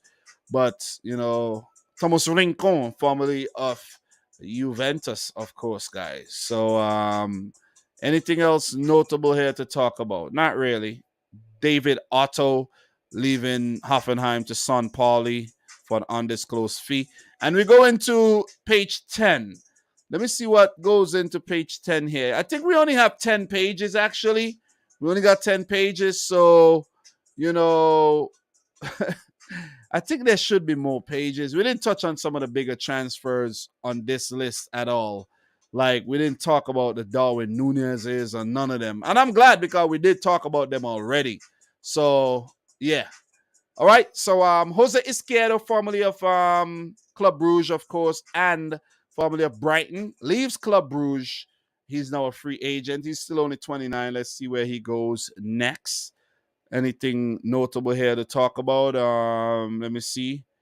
João Rojas. He's leaving the Ecuadorian club Emelec, big club in Ecuador, to Monterrey in the Mexican League for 2.85 million euros. So that's a big money if you move into the Mexican League there. So Mohamed Sibi joining Malmo from Strasbourg for 1 million. He's a defensive midfielder, only 25 years old. What? Malian. So keep an eye on him. Malmo will be in action next week in terms of the Champions League playoffs. So Romelu Lukaku, big waist man Lukaku, should have stayed at Inter, but he wanted to go to Chelsea. Never worked out, man. Never worked out. Loan fee of 8 million euros, right? I think there might be add-ons in there. Leaves Chelsea. He's still only 29 years old. Believe it. Still only 29. Leaves Chelsea, back to Inter, and he'll be playing Champions League football, of course, but big move for 100 million euros plus, and he flopped, man. He flopped out. And I don't think, when you think about it, right, it's his reason why Tuchel started benching him. He was injured as well, but it's his mouth that got him in trouble because while fit, Tuchel chose not to even play him. So he could have probably got more goals, but Tuchel said, man, fuck you. Pretty much. Pretty much, man. So we talked about Lukaku in the previous live stream, and I did put out a clip on him. Not much people cared about it, the clip anyways, but still. Josep Martinez leaving RB Leipzig to Genoa on loan. I did cover him last season, I could remember. So all the best to him, Spanish goalkeeper there. Anything else notable to actually talk about on this page here right about now? Matthias Phaeton leaving Gangam to Grenoble. And he's important because he's a CONCACAF player from Guadeloupe. He's 22 and he is clinical. You know what I mean? So let's see what he does if he could help Grenoble foot to get promoted to Ligue 1. And I think that just might be it in terms of the moves. But Jens Stag, 25-year-old Denmark, Danish midfielder here, leaves Copenhagen to Werder Bremen, newly promoted Werder Bremen for 4 million euros. So that's about it when it comes to this page here, I think. I don't have any more pages to go through. And that's it. Let's just go back to the transfer marked homepage and see if there's anything else that we could touch on. There's definitely things that we could touch on. I know for sure there are players that we could touch on. You see Christian Aslani here. Didn't talk about him. I talked about Savio. And there's a few more, man. There's a few more, you know what I mean, that I could actually touch on here. Let me see if there's anything that I missed here. I didn't even talk about Calvin Ramsey yet, but I will touch on him. But what we're gonna do really quick, guys, we're gonna talk the Premier League, right? This is what we're gonna do. We're gonna talk the Premier League. We're gonna click on the Darwin Núñez here. We're gonna go to the Premier League, and I have time, guys. I have time. It's still very, very early. I have time, okay? And we're gonna go down here to the Premier League. And the transfers. Premier League, latest transfers for the Premier League. And let me see. It didn't do it by there's one where it does it by club. Let me see. I need to find that one. I need to really find that one though. Where it did it club by club. I found one recently, a display overview. Let me go back to overview and see if I could actually find that display. Let me see if I could find that here. Transfers. Let me see. Latest transfers. View complete list. Let me see. Yeah, I think this might be it. This is not it. But Premier League. Let me see if I could. Yeah, this is not it. But there was actually a nice list of every single club. Every single club where, you know, let me see if I could actually find this because I really don't like what this thing is doing me right now. So Premier League, okay, right? Transfers. Let me see. Latest transfers, top transfers. Let me see. Okay, I'll find it. Transfers 2020-21. All right. Good. This is it right here. So 22-23, right here, guys. Right here. We're going to run through all the Premier League transfers so far so we don't miss anything, okay? We all transfers within the club as well. So this is what Arsenal have done so far. Fabio Vieira, 22-year-old Portuguese, right? Attacking midfielder. He was brought in for 35 million euros from Porto. So that's what Arsenal have done already. Matt Turner coming in from New England Revolution. And 6.5 million. He's a backup goalkeeper. And he is a USA international there. So I think the Fabio Vieira signing is very good. He's a young prospective player. And someone would have picked him up sooner rather than later. And coming out of the Portuguese league, we know what happens to these players. Matt Turner reminds me of the whole Zach Steffen situation. Don't know how much game time he's going to get. Don't know if he's going to do well at all. Don't know if it's a good move. Seriously, I don't. But interestingly, I want to see if this player, young right winger by the name of Marquinhos, who was brought in for 3.5 million euros from Sao Paulo, is like another Gabriel Martinelli. Because we know how good Martinelli is. And could Arsenal pick up another gem? So keep an eye on that player. And those are the three signings they've made so far. So not bad. Transfer window still very young. Arsenal is still in the hunt for players. So in terms of the players whose loan deals ended at the end of June, Mavropanos, the Greek man, Guendouzi, Saliba, Torreira, Reece Nelson, Runnerson, Hector Bellerin, Ainsley Maitland-Niles, Pablo Mari, Austin Trusty. So, losing my voice a bit here. So Arsenal have spent 44 million euros right now, 44.86 million euros, right? Guendouzi was sold back to Marseille, 11 million. Mavropanos back to Stuttgart for 3.2, and Alexandre Lacazette left the club on a free, which means they potentially will be trying to get rid of Austin Trusty, maybe permanently leaving the club or out on loan.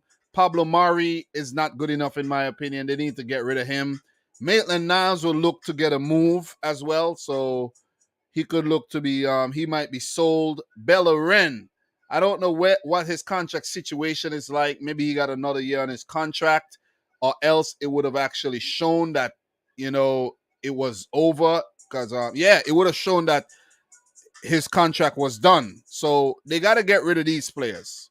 Runnerson might be at the club still. I don't know, but Reece Nelson, Torreira, Saliba might stay. So Arsenal still got a lot of business to get done.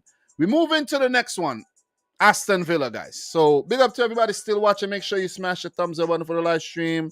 We appreciate everybody who tuned in. Still got to talk Mo Salah, and we still got to talk some of the other big names that could be on the move. So don't you go anywhere at all, okay? Don't go anywhere. Shout out to everybody who stuck around for the entire thing. This is a huge signing, in my opinion. Diego Carlos, definitely an upgrade over Tyrone Mings, Ezri Konza, and Courtney House, and Colum Chambers. All an upgrade over all of them. 31 million euros spent here. Philippe Coutinho, permanently again. Another Brazilian, 20 million euros. It's a shame how cheap he is these days. Barcelona paid big money from Liverpool for him, but, it is what it is. You know what I mean? Sometimes, that's how the cookie crumbles. Robin Olsen made permanent from Roma as a backup keeper. Emi Martinez is the number one keeper. And Boubacar Kamara brought in on a free from Marseille. A huge signing. Only 21 years old, box-to-box defensive midfielder there. Lovre Kalinic came back from loan, and he's gone permanently. We'll get into that. Frederick Gilbert, pretty sure they're going to look for a solution for him. Wesley, 26-year-old these days. His deal is loan stint from International is over. He might actually get another opportunity.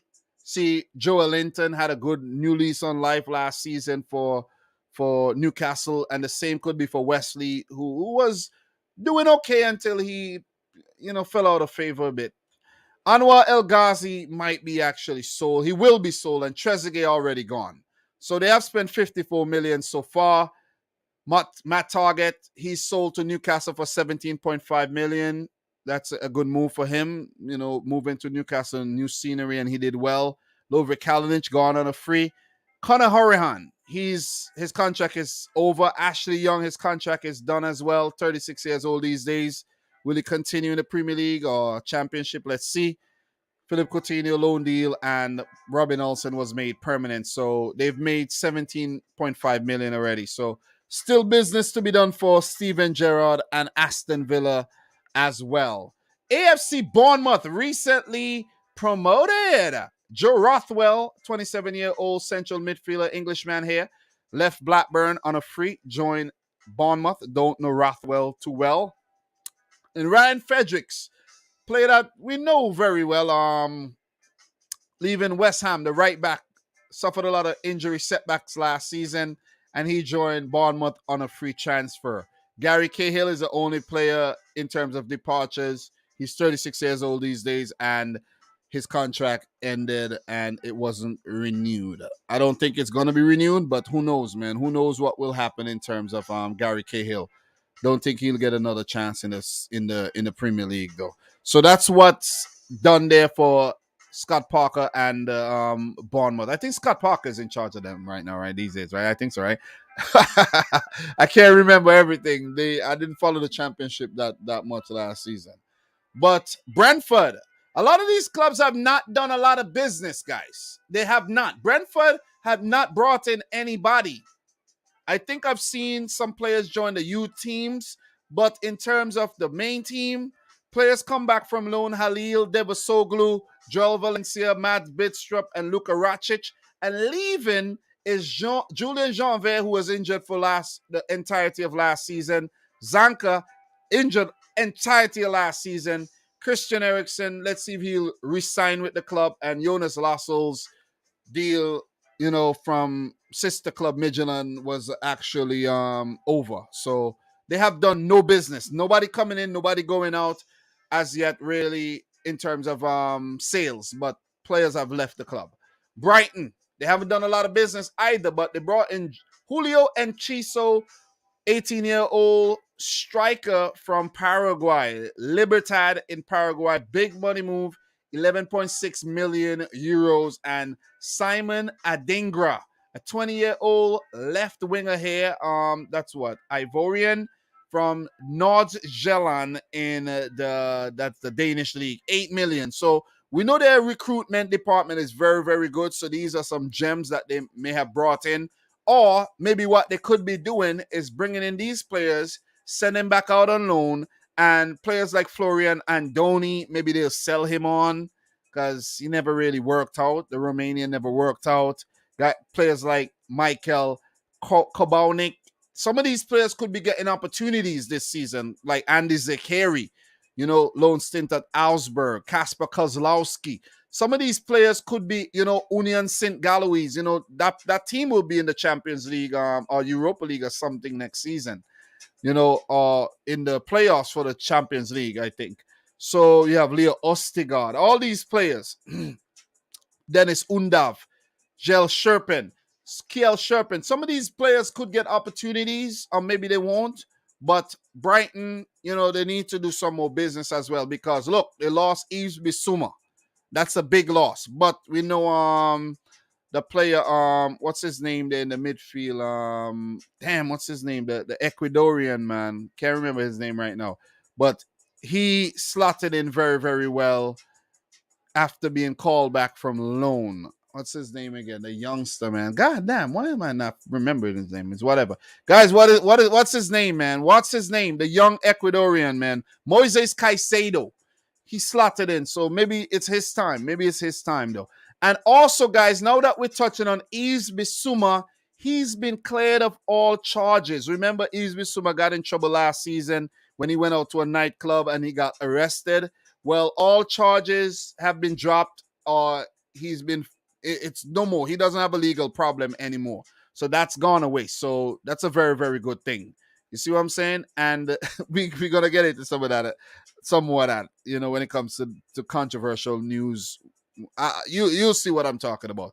Tudor Baluta, the Romanian as well, he's without a club. So 23 years old, didn't really work out with him, and he's gone. Chelsea. No business so far under new boss, Todd Bowley. That's his name, right? Todd or Tom? I think his name was Todd Bowley. Nothing done. Nothing completed. Armando Broja, he's back at the club, and Conor Gallagher is back at the club as well. Players like Michy Batshuayi, Emerson Palmieri, Matt Miazga, Ethan Ampadu all came back from loan. But in terms of new players coming in, none of them, man. No new players signed yet. Raphinha has been heavily linked with a move to Chelsea FC, and that has not materialized. Raphinha actually wants to go to Barcelona, so he doesn't want to move. He doesn't want to go to Chelsea, it seems. But are Chelsea going to give players like Batshuayi a chance? Ethan Ampadu a chance? You see what I'm saying? Matt Miazga? I don't think so. Maybe not. Leaving the club, Lukaku on loan, Rudiger on a free, Jake Clark-Salter, player who's, been on loan for some time, he's left the club on a free to QPR. Charlie Musonda, he could have been a big, big deal, got a couple opportunities, I think, under Mourinho, but never really gotten any opportunities, under Tuchel and Lampard and previous managers, right? So he's gone. Belgian player there. He was supposed to be a big, big, big player. Andreas Christensen gone. Danny Drinkwater gone. Saul Niguez gone back to Atletico Madrid. That was a waste, a big, big waste. When I mean waste, that was a big waste move of a loan deal, man. One of the worst loan deals ever. So Chelsea, nothing done, man. At least they made back about 8 million from the Lukaku loan and relieve, like in terms of the salary and all of that. So Crystal Palace, they've done some business. Sam Johnstone coming in from West Brom on a free. I didn't even that was done recently. That was just completed. The last time I checked Crystal Palace, they didn't have Sam Johnstone there. So Sam Johnstone could actually be the number one goalkeeper next season for Crystal Palace. Guaita might be leaving. And remember they had what's that other guy name, man? They had another player. What's his name, man? That other goalkeeper. Damn. Can't remember his name right now, but yeah, they had another goalkeeper there that was actually competing Guaita for the number one spot. Guys, if you remember his name, let me know. I can't remember his name right about now. But if you haven't yet smashed the thumbs up button, guys, make sure you do so. I will definitely appreciate it. The last time we checked, we had 24 likes. How many likes do we have right now? 24. Guys, come on. You could do better than that. Smash it up, man. Smash up the thumbs up button if you're yet to do so. We'll appreciate that 100%. So they brought in a young right winger by the name of Malcolm Ebioway, and he came in from Derby County on a free. So let's see what he's made of, though. I haven't seen any of him. Jacob Montes coming back from loan. So in terms of outgoing, Jaroslav Jak, 28-year-old Polish center back. He leaves for Zablige Lube, and that's a free. Jacob Montes, his contract is done, and former Liverpool man Martin Kelly is also out. Bye-bye. He was fit all season last season, and he wasn't getting any game, which is crazy. And now we're at Everton, right? João Virginia, Niels Nkunku, and Jean-Philippe Gibomont is back from their loan stints. So no incoming. Harry Winks have been linked with a move, and James Tarkowski, and we could see that changing very, very soon, right, in terms of incoming. But players leaving. A lot of players. Richarlison, we spoke about him, 58 million euros. And that, I think that deal is probably worth 60 million pounds or something, including add-ons. We're going to check that very, very soon. John Joe Kenny, he joins Hertha Berlin on a free transfer. Jen Toussaint, not surprised. He's gone. Fabian Delph, gone. Kind of surprised, but let's see where Delph ends up. Andy Lonergan, I think he's a former Liverpool goalkeeper as well. 38 years old, he's gone. Gylfi Sigurdsson, for the entirety of last season, he didn't kick a single ball. And he was caught up in this whole scandal, this, not even want to get it. It's just sad, man. It's just sad what happened to the Icelandic international, man, because Gylfi Sigurdsson is a damn good player. You see what I mean? It's just sad that he's been up to no good. You see what I'm saying? So all the best, Gylfi. You know what I mean? I don't know what's going on in terms of your legal situation right now, but I got to do some research on that and give you guys an update. But Anwar El Ghazi and his loan deal is done. Don't know if they're going to make him permanent. But even when he was down loan, he wasn't playing, so I doubt. So we're going to move on to Fulham, where the only player came in is Andre Frank Zambo-Anguissa, and he's now sold to Napoli for 15 million euros. Fabio Cavallo sold to Liverpool as well. He was on his way out anyways, but they still managed to make 5.9 million euros for him. Cyrus Christie, Fabry, Michael Hector, Alfie Mawson, and the former Nice man, Jean-Michel Seri, all left the club. So they've made 20 million. They haven't spent any so far, but they've been linked with a move to with João Palhinha of Sporting CP. And I think that move is almost done, but not reflected on here. So João Palhinha is a good player, and they've been linked with other players as well. So let's see if Fulham could finally stay up after being promoted, a yo-yo club like Norwich. So we're going to keep it moving, though. Leeds United are spending money. Brendan Aronson, 32.84 million euros from Salzburg, and Rasmus Christensen as well, a right back coming in, Danish right back, 13 million from Salzburg. These players previously worked under the current manager Jesse Marsch, and that's the reason why he brought them back in. Mark Roca brought in the Spaniard defensive midfielder, basically replacing Calvin Phillips, because we're going to get into the Calvin Phillips situation as well. 12 million euros replacement. They spent 57.8 million euros, and to be honest, I don't think it's well spent.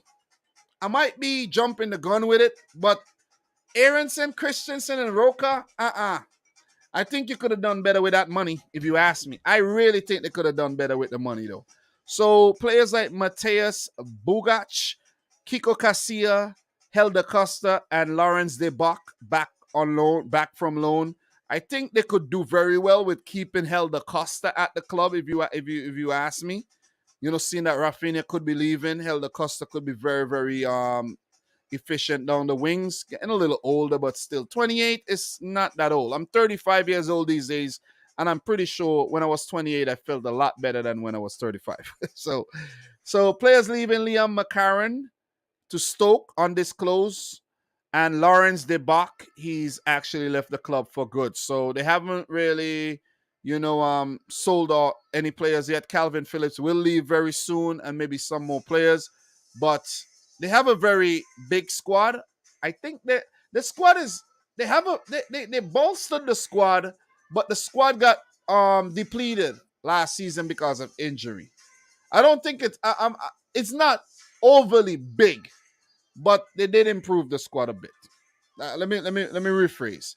Another team that has to do business, and when I tell you guys the transfer window is still very, very young, it's still very, very young. And we're going to see a lot of deals happen in the next week or two, because a lot of contracts ended yesterday, and a lot of players are now available to talk to other clubs and things like that. Well, they have been available, but they're now free agents, if you understand what I'm saying. And incoming, Dennis Pratt from Torino, and he's also going to leave the club as well. I think he's going to go to Torino for maybe like about 8 million or something like that. But we'll get some more details when we go over to the Fabrizio Romano Twitter page. So Eldin Jakupovic, he's gone from the club, and Ademola Lookman's loan deal is actually over. He's going back to RB Leipzig, but they could look to make the Lookman deal permanent, because I think he had a very good loan stint there. We get to Liverpool, man. We get to Liverpool.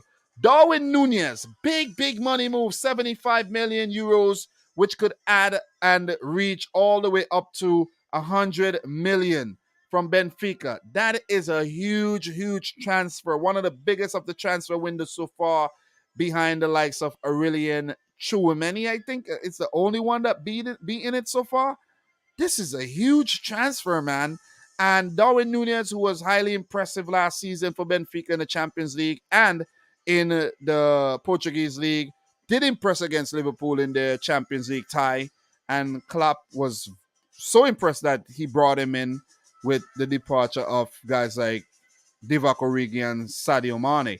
So I spoke a lot about the Darwin Nunez transfer in the past. I'm not looking to milk it anymore, but I think it's a good move, and let's see how this one works out, if he's going to hit the ground running or if he's going to struggle like Paul Pogba. So the boy Dom got jokes, man. Fabio Carvalho, man, 19-year-old attacking midfielder, Portuguese there. Look, Portuguese English, man. He's spent a lot of time in England. Joins Liverpool from Fulham. This is a good deal. This kid is a talented player, and expect him to take part in the Liverpool setup big time next season. Calvin Ramsey, I spoke about this one a lot, the build-up, the rumors. 18-year-old Scottish right back. Scotland have a lot of good fullbacks these days, man. You talk about Aaron Hickey, you talk about Calvin Ramsey, Andy Robertson.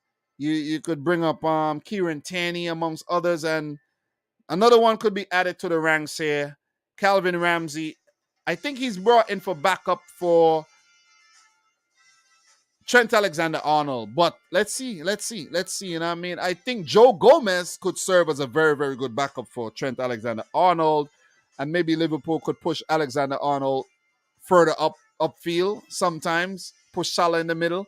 Just a suggestion. You know what I mean? Just a suggestion. You don't have to take my silly suggestion, but, you know, Alexander-Arnold is not the best right back. Just want to put it out there. Again, I'm still on it. I know I might piss some people off. I'm still on it, though. But he's very creative. Created the most chances last season in the league. I'm not going to act like he's not creative, but maybe he could do some more damage. Maybe in another position. Not right back. But try something different, Klopp. It might just work. Okay? Oh, go in, man. Sadio Mane, they're going to miss this man a lot. 32 million euros to FC Bayern Munchen. And Mane is not quick as he was before, but he's going to join the likes of Leroy Sané, the likes of Marcel Sabitzer. I don't even want to say Robert Lewandowski. I don't even want to say Serge Gnabry. I don't know if these guys are going to be there next season, but Thomas Muller, Joshua Kimmich, you see what I mean? Leon Goretzka, amongst players like Jamal Musiala, just to name a few. So all the best to Sadio Mane. Spoke a lot about him. I don't think he was fairly treated at Liverpool when it comes to the salary part of it. And now you see Salah moving up to £350 million a week. 350,000, not million.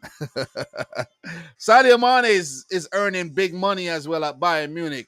I think he doubled his salary, double and a half his salary, I think, at Bayern Munich. And good for him, man. Good for Sadio Mane. I like the move because I want to see the back of Sadio Mane. He's a tormentor in the Premier League. Been a tormentor at Southampton, been a tormentor at freaking Liverpool. So Takumi Minamino, Liverpool doubling the money they paid for Minamino from Salzburg. 15 million euro move to Monaco. I like this move. I think Takumi Minamino was not fairly treated at Liverpool. And I did put out a clip before where I mentioned that Jurgen Klopp treated him very poorly, in my opinion, where I think he could have gotten more game time off the bench, even in the cup competitions, where he was the man who helped Liverpool got very far in the tournament and went on to win both. And he wasn't treated fairly enough in the final stages of those tournaments. And I think it will do him a whole lot of good to go into the French league and, you know what I'm saying, and spread his wings. Maybe we'll see the best of Minamino again. Marko Grujic, very talented player though.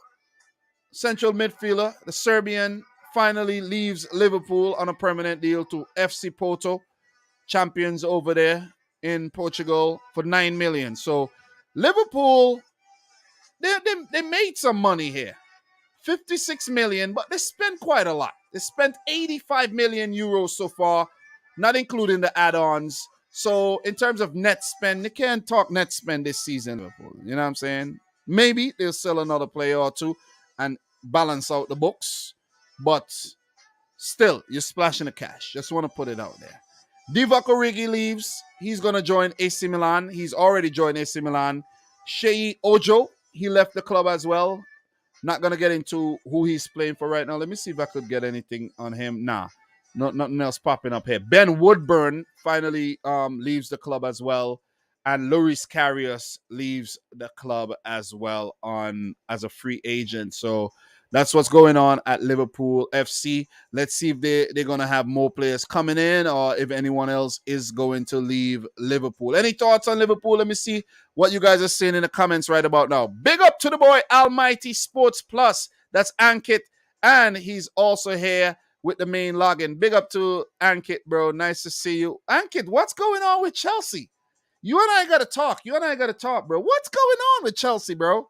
Guilty Sigurdsson. I like this one. I like that. Jack Butland. I think that's yeah, guys. Thanks, man. Eric, bro. Thanks. And guys, if you haven't yet smashed the thumbs up button, please do so. Your boy Dom's back in full flow. This is the first day of July, and I have to get back in the swing of things, man. June was my vacation month. Okay? But I can't use that anymore. I can't be like, I'm on vacation. No, it's over. The vacation is over. It's over. Gotta get that laziness off. It's not lazy. I was just taking a break. I gotta shake it off. You know what I'm saying? I gotta shake it off like Mariah Carey. Shake it off. Shake it off. Yeah, man. Look, we come to the jugular here. Manchester City. Manchester City. Okay? Look, Erling Haaland. 60 million euros. This is a steal. The man is worth, his market value, 150 million euros, right? And we got him for 52 million pounds. That's a steal, man.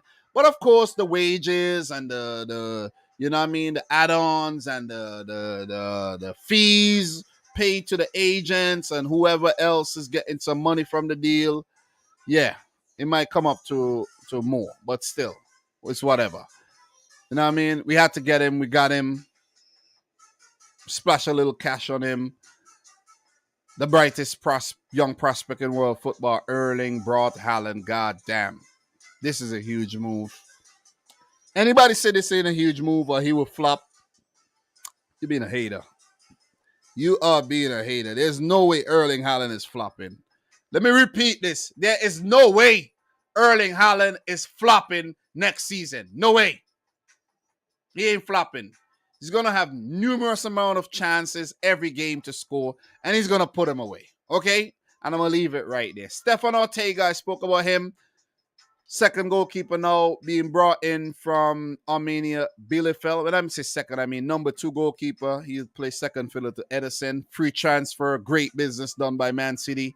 Players coming back from their loan deals. Pedro Porro, and we'll get into him again soon. Nahuel Bustos, Ante Palavesa, coming in from Kortrijk. These guys are coming back from the some of the teams that the City Group teams, right? So yeah. So Kortrijk is not a City team. It's Lommel SK is a City Group team. Lommel SK. So Diego Rosa, a Brazilian there. Marlos Moreno, he is a Colombian coming back from Kortrijk. Filip Stefanovic, formerly of Red Star Belgrade. I think one of them I think he came in from Partizan Belgrade, if I'm not mistaken. Right, Toro Meshino. We have Ariane Muric, the Kosovan there, Daniel Arzani. All these guys are owned by Man City guys. The Australian Lommel SK.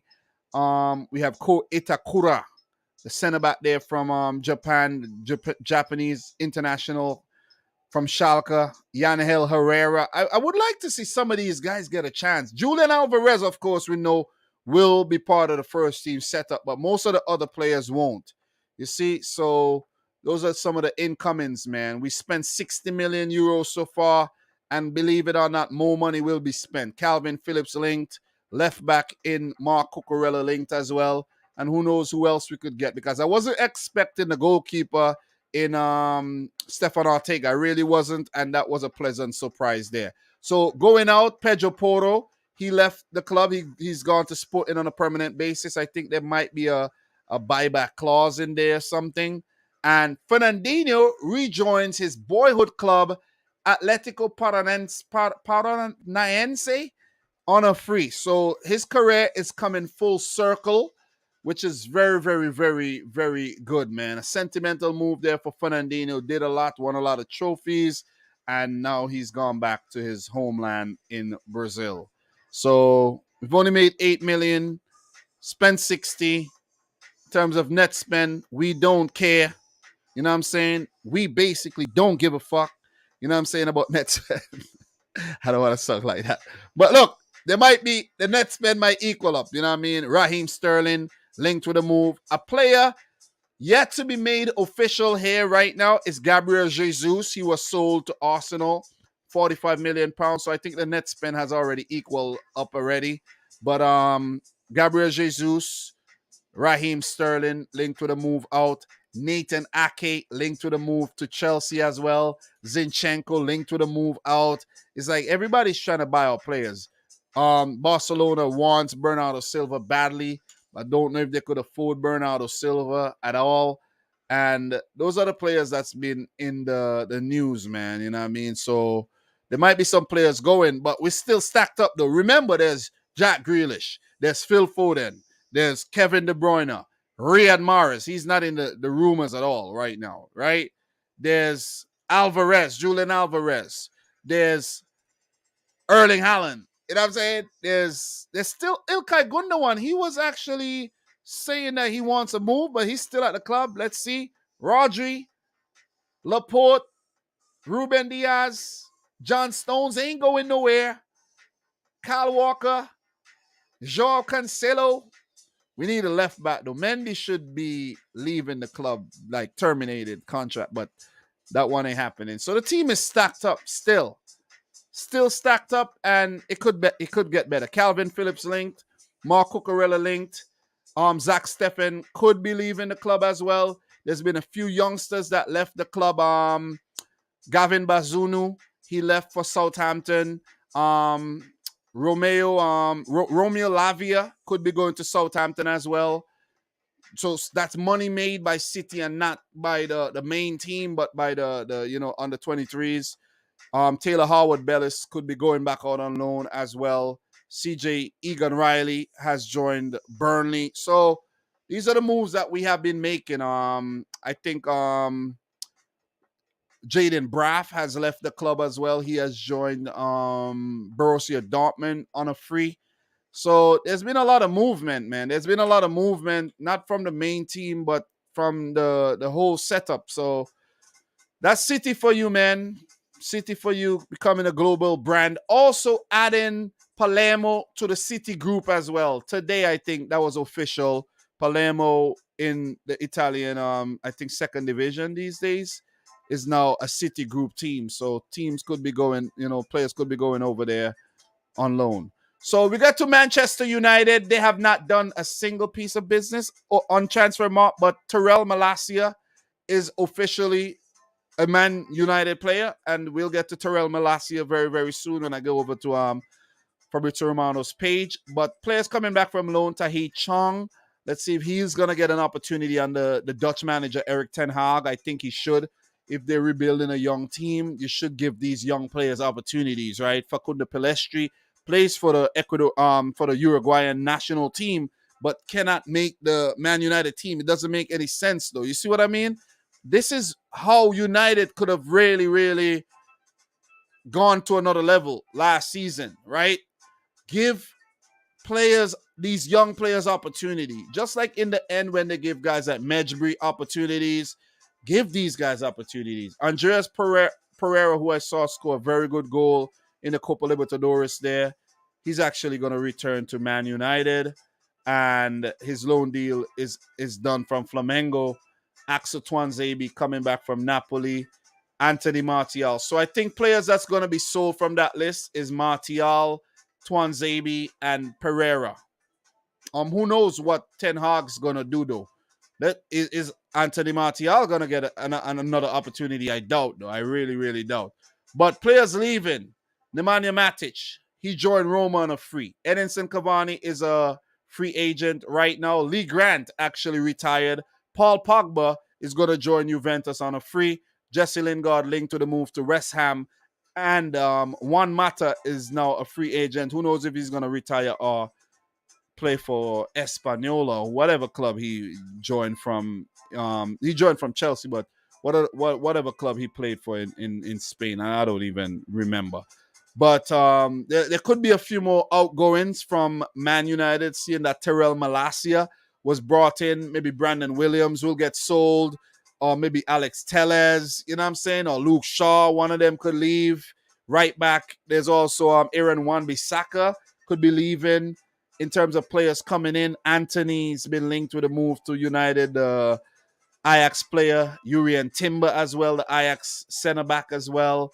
Frankie de Jong being linked, in the defensive midfield position. So there's going to be a lot of movement at Man United. But so far, no money made, No money spent, and it's left to be seen. We're moving on to Newcastle, but before we do, big up to everybody in the chat right about now. It's a boy Dam back with another one, back with another live stream. It's now July, so the vacation is over. I basically vacationed in June, but it's now July. I gotta get back on my grind though. You know what I'm saying? I really sacrificed a lot in June. You see what I'm saying? Sacrifice growth, revenue, everything in June for just some rest though. It was well worth it. I gotta put it out. It was well worth it. You know what I'm saying? But it's time to get on the horse again. Okay. So let me see. Ankit is saying, haha, we're waiting for Sterling and Ake to be approved by City, bro. You guys could take them, man. You know what I'm saying? You guys could take them. I'm fed up with Sterling and Ake, even though he was just improving his second season at City. He was just improving and everything. If y'all want him, you could have him. You see what I'm saying? You could get all leftovers if you want. You see what I mean? Take him. Take him. Take him. Take him. You could have him. Let's see what you do next season. You ain't looking good next season at all. I just want to put it out there. Chelsea not looking good at all. So we move to Newcastle, who are definitely looking good. Sven Botman joining from Lille for 37 million euros. This guy's huge, and he's huge as well. He's just huge, man. Huge. You know, he's been linked with a move to a lot of big clubs, Liverpool including, and he joins Newcastle United for the project under Eddie Howe. Matt Target, who was there on loan from Aston Villa, joins on a permanent basis. Nick Pope joins from Burnley. This is a huge move. Nick Pope is a damn good goalkeeper, and he's going to take over the number one spot from Martin Dubravka, I'm pretty sure. And Nick Pope, man. Nick Pope is a big deal. Nick Pope is a big deal. And you see them making signings in key areas. The defense, Pope, Target, and Botman, all in the defense. Bruno Guimaraes brought in late in the middle of last season. Of course, Kieran Trippier made a big difference. And there was also a few players brought in as well. Joel Linton, of course, new lease on life. Who else did they brought in? Chris Wood. I think, in my opinion, they should actually try to get rid of Chris Wood. Seriously. Chris Wood is they should loan Chris Wood back to no, I don't know, man. That Chris Wood signing did not work out at all. It didn't work out. I might be missing a few of the signings that Newcastle United made, but they did spend some money. They spend the money though. You see what I mean? And it paid off. They survived. So Isaac Hayden is going out on loan to Norwich. He'll be back at the end of next season. And you have Freddie Woodman joining Preston. He was a backup goalkeeper for an undisclosed fee. So you might see a few more outgoings over there at Newcastle. Maybe guys like Matt Ritchie and a couple of the other defenders. You know what I'm saying? Like, you know, who else, man? Federico Fernandez and a few other guys might be leaving. So let's keep an eye on what Newcastle does in the transfer window this summer. It's still young. They spent a lot of money so far since the takeover, and I think they'll spend more. So Nottingham Forest, one of the newer teams in the league, newly promoted, and their big signing so far is the Nigerian centre forward Taiwo Owani, 20.5 million euros brought in from Union Berlin. I don't like this move. I'm just going to put it out there and say I don't like this move for the former Liverpool man who was out on loan for most of his Liverpool career and finally flourished in the Bundesliga for Union, and I think for another club, if I'm not mistaken. And when he was finally finding his feet, right? You go in for him, and I'm predicting this. He's gonna flop, bro. Taiwo, I'm sorry, but I don't think you're gonna do well in the league. I really don't think you're gonna do well. He might just surprise us, but prove me wrong, man. Prove me wrong. I'm giving him 4 goals for the entire season. 4. Be careful in the business you do, Forrest, or else you're going back down. They've also been linked to the move to Dean Henderson from Man United as their goalkeeper, I think. So that'll be a good move if you ask me. Nicholas Ianao Cypriot end the loan, Nuno da Costa, Cape Verde in there, and Carl Jenkinson. Songs like a former Chelsea man. Was it a former Chelsea man? Yeah, I think he was. I think that's a former Chelsea right back, Carl Jenkinson, who was at Melbourne City on loan. He's back at the club. So he's left the club actually. Tobias Figueiredo joined Hull, center back there, joined Hull on a free. And Gaitang Bong, the former Brighton left back there, was his contract ended as well. So importantly for Forest, what I think they have done, one of the big moves they have already made is securing Brennan Johnson for renewing his contract. So that's very, very good there. Very, very good. So Forest, Bournemouth, and Fulham, they're the three teams promoted from the championship. Let's see what they do in the transfer window. But so far, not very, very, very, very impressive for most of them, in my opinion. So in terms of the next club here, Southampton bringing in Gavin Bazunu, 20-year-old Irish goalkeeper from Man City under 23s for 14 million. And I think that's a great move because Bazunu has been doing very, very well for the Irish national team. And when he was out on loan, 14 million for a 20-year-old unproven in the Premier League, that's big. That's big. He's most likely going to be the number one goalkeeper for Southampton. And let's just hope he's not another Angus Gunn. And we're going to see an Angus Gunn. I think Angus Gunn left Southampton, joined Norwich, and who knows what's going to happen to him. But, his confidence was dented big time after. I think he was in goal when Southampton conceded 10, if I'm not 9, if I'm not mistaken. So Armel Bella Kotchap, a German, 20-year-old German centre-back here, leaving Bochum for 10 million euros. So Southampton always put their trust in youth. You see what I'm saying? And that's another 20-year-old brought in for big money. So 24 million euros spent on only 20-year-olds. Matthias Lis, 25-year-old Polish goalkeepers. We know Poland produce a lot of quality goalkeepers. He's coming in from Alte SK in Turkey on a free transfer. So, look, Willie Caballero extended his deal I think, for one more year. I think he did. Yeah, he did. So Fraser Foster joined Spurs on a free. So, and Harry Lewis, you see, I think he was one of the. I didn't. He was maybe from the under 23s or something. I didn't see him much last season. But they brought in 2 goalkeepers and let 2 goalkeepers go. You see that? So he joined Bradford on a free, and Shane Long left the club. So there's still McCarthy there. McCarthy's still at the club. So I don't know if they're going to sell McCarthy. Because what are you doing with all these damn goalkeepers, though? You know what I'm saying? So I don't know.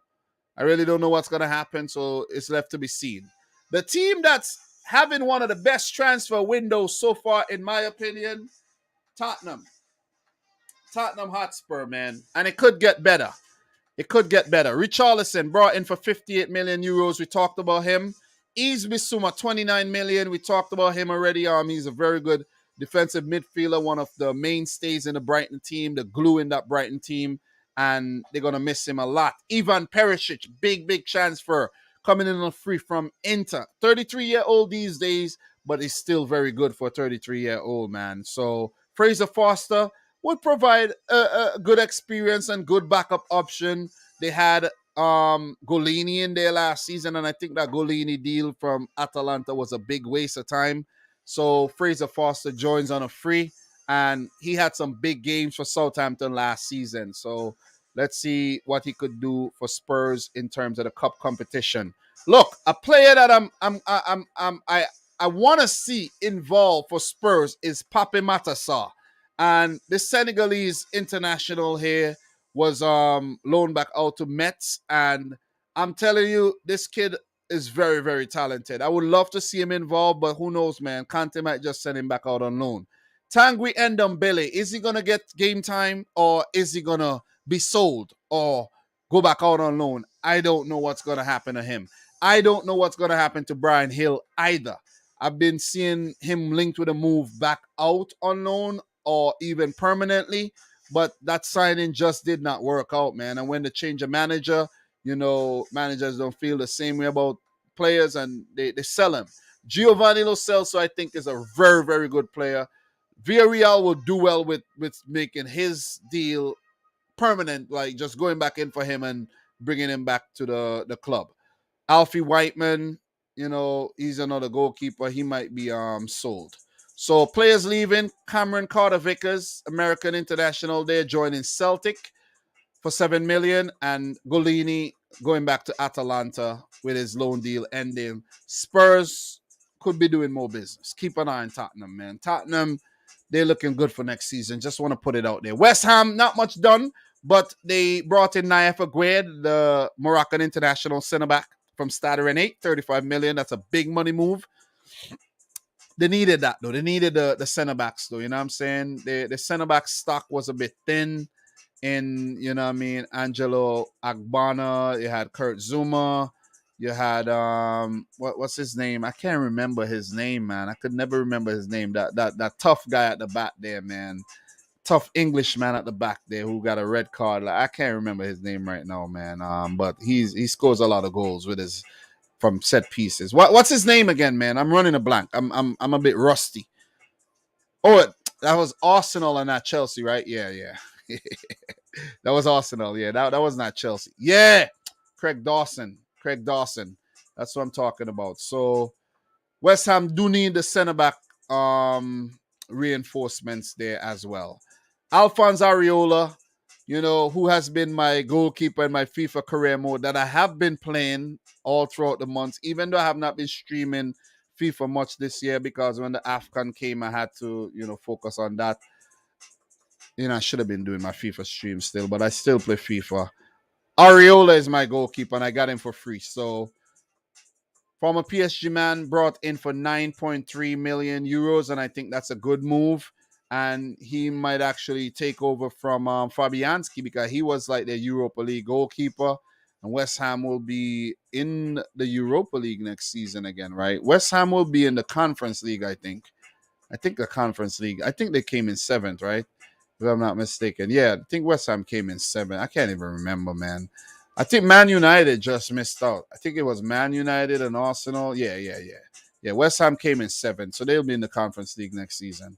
So leaving the club, Ryan Fredericks on a free to Bournemouth. Mark Noble retired.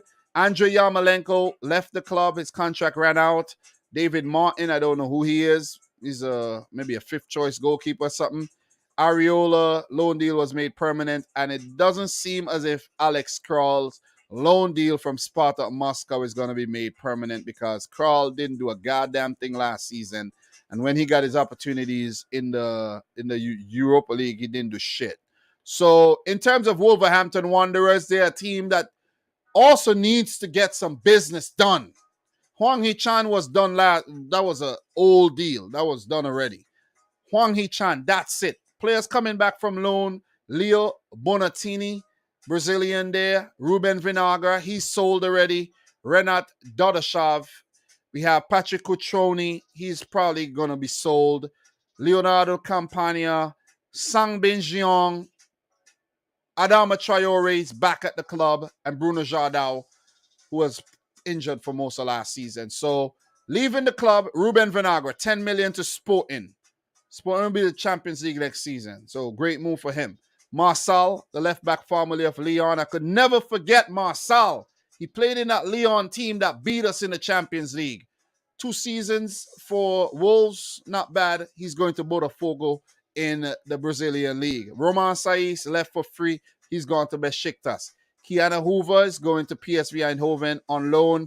John Ruddy, the backup goalkeeper, is now without a club. He's a free agent. Francisco Trincao going back to Barcelona.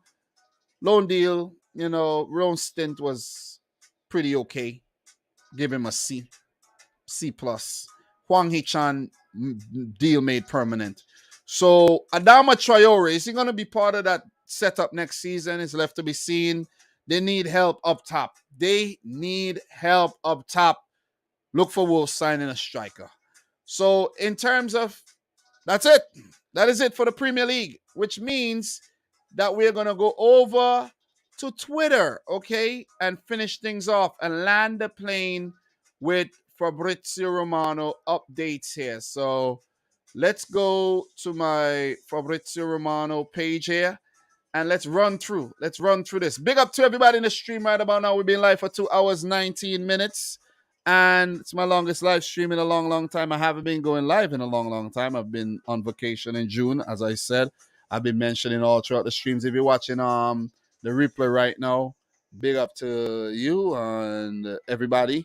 Like the video if you haven't yet done so. We could do a lot better in terms of the likes. We have over 50 people in here.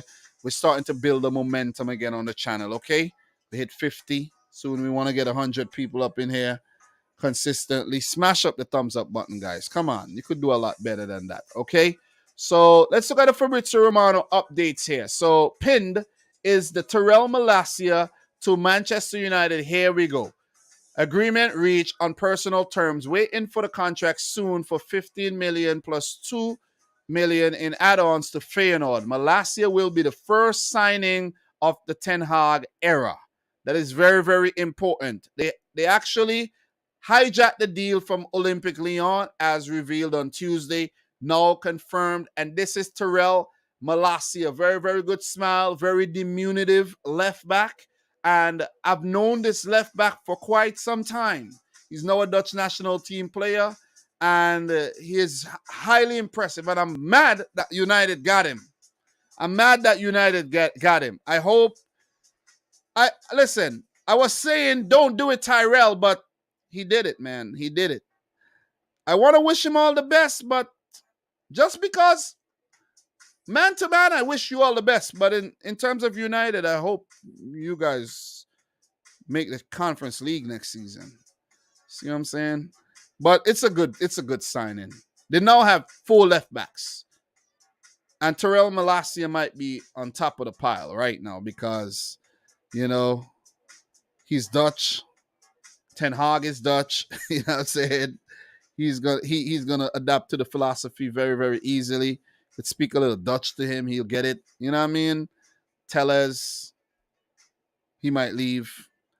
Brandon Williams could get sold. Luke Shaw, who knows what'll happen to him?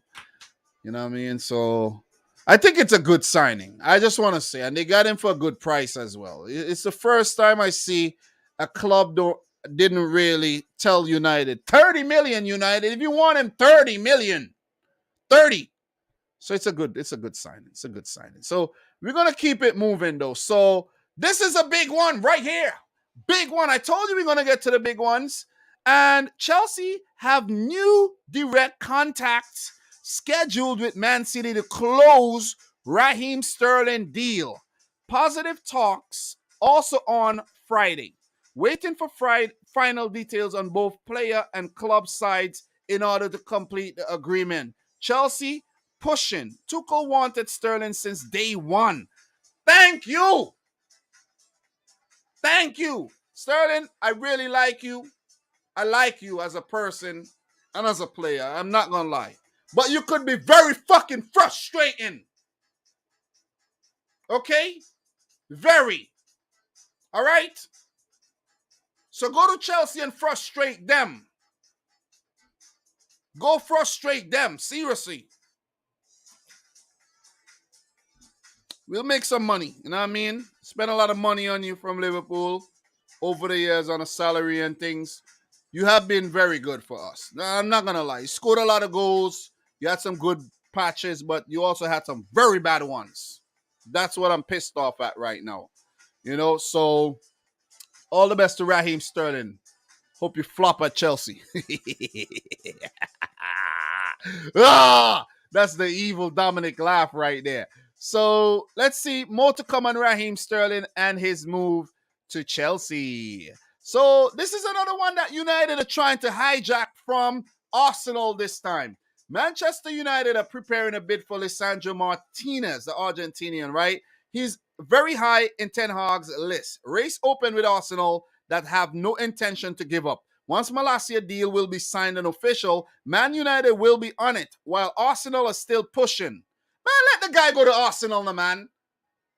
What is going on with Ten Hag here? He's trying to sign the entire freaking Dutch team or he's trying to bring in the whole freaking Ajax team over. We might see another whole situation like the Ronald Koeman situation at Barcelona, where he brought in Luke de Jong, he brought in freaking Memphis. He was, Frankie de Jong was already there, and he brought in some players. It didn't really work out, and bam, what happened to him? He's sacked. I'm hoping the same thing happened to Ten Hag, though. Seriously. I'm a City fan. You expect these things. Expect me to say these things. But I think Ten Hag was a good acquisition for United, and let's see what he does. All jokes aside, man. All jokes aside, let's see what he does. I hope he doesn't pull off for United fans' sake. Not for me, but let me pick my words very carefully. For them, they hope it's not a whole Louis van Gaal again.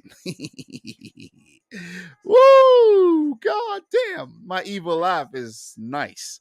So let's talk about the Raphinha situation, man. Raphinha hoping for Barcelona move with 5-year deal or deal ready since March. So the player already had a verbal agreement with Barcelona since March, right? Right? No final answer sent to Chelsea yet. Waiting for Barcelona. So basically, right, Barcelona bid last Thursday. 50 million plus 10 in add-ons, paid in installments. Leeds insist they only accepted Chelsea bid for 60 million pounds.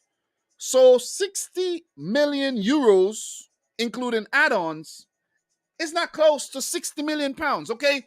So Leeds want to accept the 60 million, probably paid all in one and not installments. But the player wants to go to Barcelona. And that is a problem right now with the Raphinha to Chelsea situation. He wants Barcelona. Chelsea wants the player.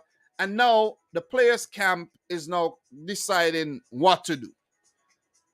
Because the Barcelona situation is where they could hardly register players, right? They're finding it hard to register players, right? They have a financial problem over there, basically. Chelsea doesn't have that. New owners and everything. They're looking to spend some money. And the first big signing is supposed to be Raphinha, the Leeds star man. And talk about Leeds. How are they gonna survive? How are they gonna survive without guys like Calvin Phillips and Raphinha? Leeds are in some trouble. Unless Jesse March does some kind of magical thing over there next season, they might be going back to the championship, man. Because, look, let's say they get the Raphinha money, they need to spend that money wisely. And I mean very, very wisely. Very wisely. So, look, Raphinha, he used to be a sporting player. He went to Rennes, I think on loan. Rennes bought him and then sold him to Leeds. Big money move, and he's been highly successful. 2 seasons, I think he's played at Leeds, right? If I'm not mistaken, and he's been damn good. He's been damn good, man. From day one, you know what I'm saying? You notice he's been good. You see, but Leeds, you got to spend the money a lot better though. Remember last season they brought in Dan James for big money. You know what I'm saying? Like, come on, man. Like, are they attractive enough? You see what I'm saying? With a player like Raphinha at the club, they were very attractive. You know what I mean? Guys like what's his name? The other player that didn't really do well, Rodrigo Moreno, that haven't really done that well. They need some big signings if Raphinha leaves. But if he goes to Chelsea, I think that would be a very, very, very good signing, and he's going to have to get the Barcelona thing out of his head temporarily until Barcelona could afford to actually come back for him when they're financially stable. But Raphinha broke into the Brazilian national team. We should see him at World Cup 2022, and he will be a good acquisition for any player, man. You know what I mean? He's going to be playing Champions League football, whether he goes to Chelsea or he goes to Barcelona, and it's left to be seen. It's left to be seen. We'll see what happens in terms of that one. So let me see what you guys are saying in the chat here. Fresh God in the house, man. Big up to you, Hussein. I think Leeds will replace Raphinha with Gakpo. Well, I've seen links, but are these guys good enough for the Premier League? That's the thing. That is the thing, though. That is the thing. So we're gonna keep it moving, man. We're gonna keep it moving, and we're gonna get to a big one pretty soon. But look, Nottingham Forest exclusive. Nottingham Forest are set to sign fullback Gillian Biancone on a permanent deal from Troyes.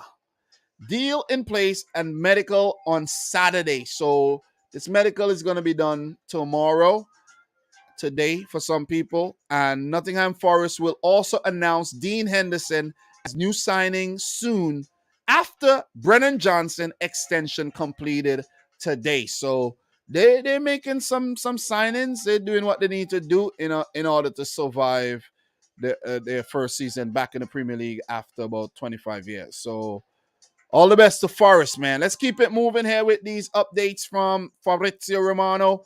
I spoke about the Oscar Mingueza links to Monza already, and I spoke about they also being linked with a move with Mario Icardi. So look, this one is another big one. Hakim Ziyech. AC Milan are in direct contact with Chelsea for Hakim Ziyech since last week. Ziyech Milan are confident or getting confident as Ziyech is absolutely open. Fabrizio Romano doesn't write too. His English is not his first language, so it's okay. So it's very difficult to read. Well, Ziyech is open to a move to AC Milan. He'll be playing Champions League football as well. He's going to help them defend the Serie A title. Chelsea and Milan are discussing a potential formula to of the deal. So Ziyech won't be very expensive, probably 20 something million euros. Chelsea didn't pay a lot for him either. And he had some good moments in the Chelsea shirt, but he's been a flop. He's been a flop, man. Let's just keep it real. Ziyech has been a flop at Chelsea because you just came and you're gone already. See what I'm saying? Might as well you join Man United under Ten Hag. You know what I mean? Link up back with Ten Hag again. But the AC Milan move will be a good one, though. I think he'll definitely thrive in the Serie A. So let's see what happens with the Hakim Ziyech situation, man. I wonder how Chelsea fans feel about him leaving. They haven't really seen the best of Hakim Ziyech. And I think with Chelsea, they haven't really found their best 11. Pulisic being linked with a move out. Ziyech, you're seeing Christensen, Rudiger, all these guys leaving, man. What's going to become of Aspilicueta? What's going to become of Marcos Alonso? You know what I mean? There's a few other players that could leave as well. Lukaku left. So, Chelsea ain't looking good next season at all. Let's just put it that way. All right, so this is the Serie side. Monza really trying to sign Mauro Icardi from PSG. It's considered more than complicated deal, but Monza CEO Galliani had direct contact with Wandanara to inquire about Icardi's situation. There's still nothing advanced, no answer from player side. All right, so we spoke about the Lisandro Martinez situation already, and this one is also one that I haven't talked about. Tottenham have now reached full agreement with Clement Longley on personal terms. He's happy to join Spurs with Antonio Conte pushing to have him. Tottenham and Barcelona are still in direct contact to resolve final details of the loan deal. Then, here we go soon. And to just touch on this Clement Longley situation, right, with Barcelona. Barcelona needs to free up their books. Longley's going to leave. Umtiti is going to leave as well. I see him linked with a move to one of these French clubs. Ousmane Dembele could leave, but he could rejoin Barcelona as well. So who knows? Maybe they'll be able to register Christensen, Kessié, and then maybe potentially sign a player like Raphinha. Or I don't think they're going to get Lewandowski unless they pay 60 million euros that Bayern Munich wants, but they're offering a lower figure. So let's see, man. Barcelona is going to be a very interesting club to follow next season in terms of the Champions League and their push to regain the La Liga crown from Real Madrid. So Longley, I don't really rate him that highly, to be honest. But in terms of Tottenham, they're going to need the depth for the Champions League and the various cups. So he'll come in handy. Let's just put it that way. He's not that bad. See what I'm saying? So that's my thoughts on that one. So look, in terms of Ajax news, not only Wijndal, Ajax are closing on Brian Brobbey deal on a permanent transfer from Leipzig. The agreement is at its final stages. Positive feelings in the club. Brobbey already had personal terms agreed with Ajax. He's set to stay, waiting for deal to be signed. This is interesting because Brobbey was an Ajax player, went to Leipzig loaned him back, and now he's going to be an Ajax player again. So Ajax already signed Owen Wijndal from AZ Alkmaar as well, 10 million euros. And they're looking to strengthen up their team with the departure of Ten Hag and the imminent departure of a few players as well. So this is news to me. Luke de Jong rejoins PSV Eindhoven from Sevilla on a 4 million euro deal. Full agreement completed between the two clubs. De Jong has turned down Mexican side Toluca proposal weeks ago. So he's leaving Barcelona, where he was on loan under the Ronald Koeman regime, and he's leaving Sevilla, where he was for a while, to go back to PSV Eindhoven. So it's a good deal for Luke de Jong. He'll thrive in the Dutch Eredivisie. So we spoke about Florenzi already. We're not going to touch on that one right now. And this one we could talk about as well. This one, conversations between Chelsea and Manchester City for Raheem Sterling and Nathan Ake are progressing well. Both players are keen on the move. Man City are waiting to sell at least one more player to submit the bid for Cucurella. Calvin Phillips' medicals are today. So we will touch on the Calvin Phillips situation, right, with Manchester City. So Fernandinho left the club. Phillips would replace him, right? Erling Haaland joined the club, right? Basically an Aguero replacement, but Ferran Torres left the club as well. So, Leroy Sané left the club as well. So, you know what I mean? We haven't really replaced a lot of players properly. Julian Alvarez came in. Erling Haaland came in. We have Jack Grealish coming in. And we have a couple players going out. So, Raheem Sterling and Nathan Ake. These two players could equal up to close to £100 million, man. You see what I'm saying? This is some good-ass business being done by Manchester City. Letting go some stale players, bringing in some fresh players, like Cucurella. God damn, he's going to be the left back, right? You could even rotate him with Cancelo, right? Or you could have Cucurella and Cancelo on the left. Cancelo would just be that player that will just help out the team so much in terms of his versatility at left back and right back, with Cucurella coming in. Calvin Phillips, goddamn, Calvin Phillips would be a rotation player too. When you think about it, if Pep wants to go heavy in the midfield with two defensive midfielders, right? But I doubt. But there'll be games where he might want to do that. So, damn, man. Oh, next season is going to be one interesting season. Shimi Vasalic, I touched on this one briefly. Olympiacos are set to sign former Atletico Croatian fullback Shimi Vasalic on a free transfer. There's full agreement in place between the two parties. Okay, so I touched on this one already. In terms of anything new right now, Brennan Johnson, I talked about that one. I talked about Dean Henderson deal from Man United. So David De Gea would remain the number one goalkeeper over there. Talked about Clement Longley. All right, so, and we get in here. We get into the Mo Salah situation right here. Mo Salah situation, where I want to actually bring up the Liverpool official page for this one. Mo Salah. This one is a huge one. This is a headline thing that we really have to talk about today. And this is very, very important for Liverpool, okay? And let's do this, man. Let's do this. It was a whole big presentation when it comes to Mo Salah here. And Mohamed Salah signs new long-term Liverpool FC contract. This is big, big news for the Liverpool fans, as Sadio Mane, who refused to sign a new contract, had 1 year left on his contract, just like Mo Salah had 1 year left, decided to leave the club and join Bayern Munich. But Salah who definitely could have had suitors, would have been expensive, but not crazy expensive with 1 year left, decided to stay at Liverpool. And with the Salah Mane situation over the years, the two have become very, good friends on the field. I don't know about off the field. I don't know their business. But Salah was on £200,000 a week, and Mane was on £100,000 a week. We know of a rift that happened on the field a couple seasons ago where Mane said, Salah, man, you're selfish, pass the ball. And we've still seen situations where Salah could have passed the ball to even Mane or other players that have not passed the ball. I think Salah is a very selfish player, right? I think so. But as a forward, you got to be selfish to be successful sometimes, but you got to mix it up. Salah has gotten what he wanted, all right?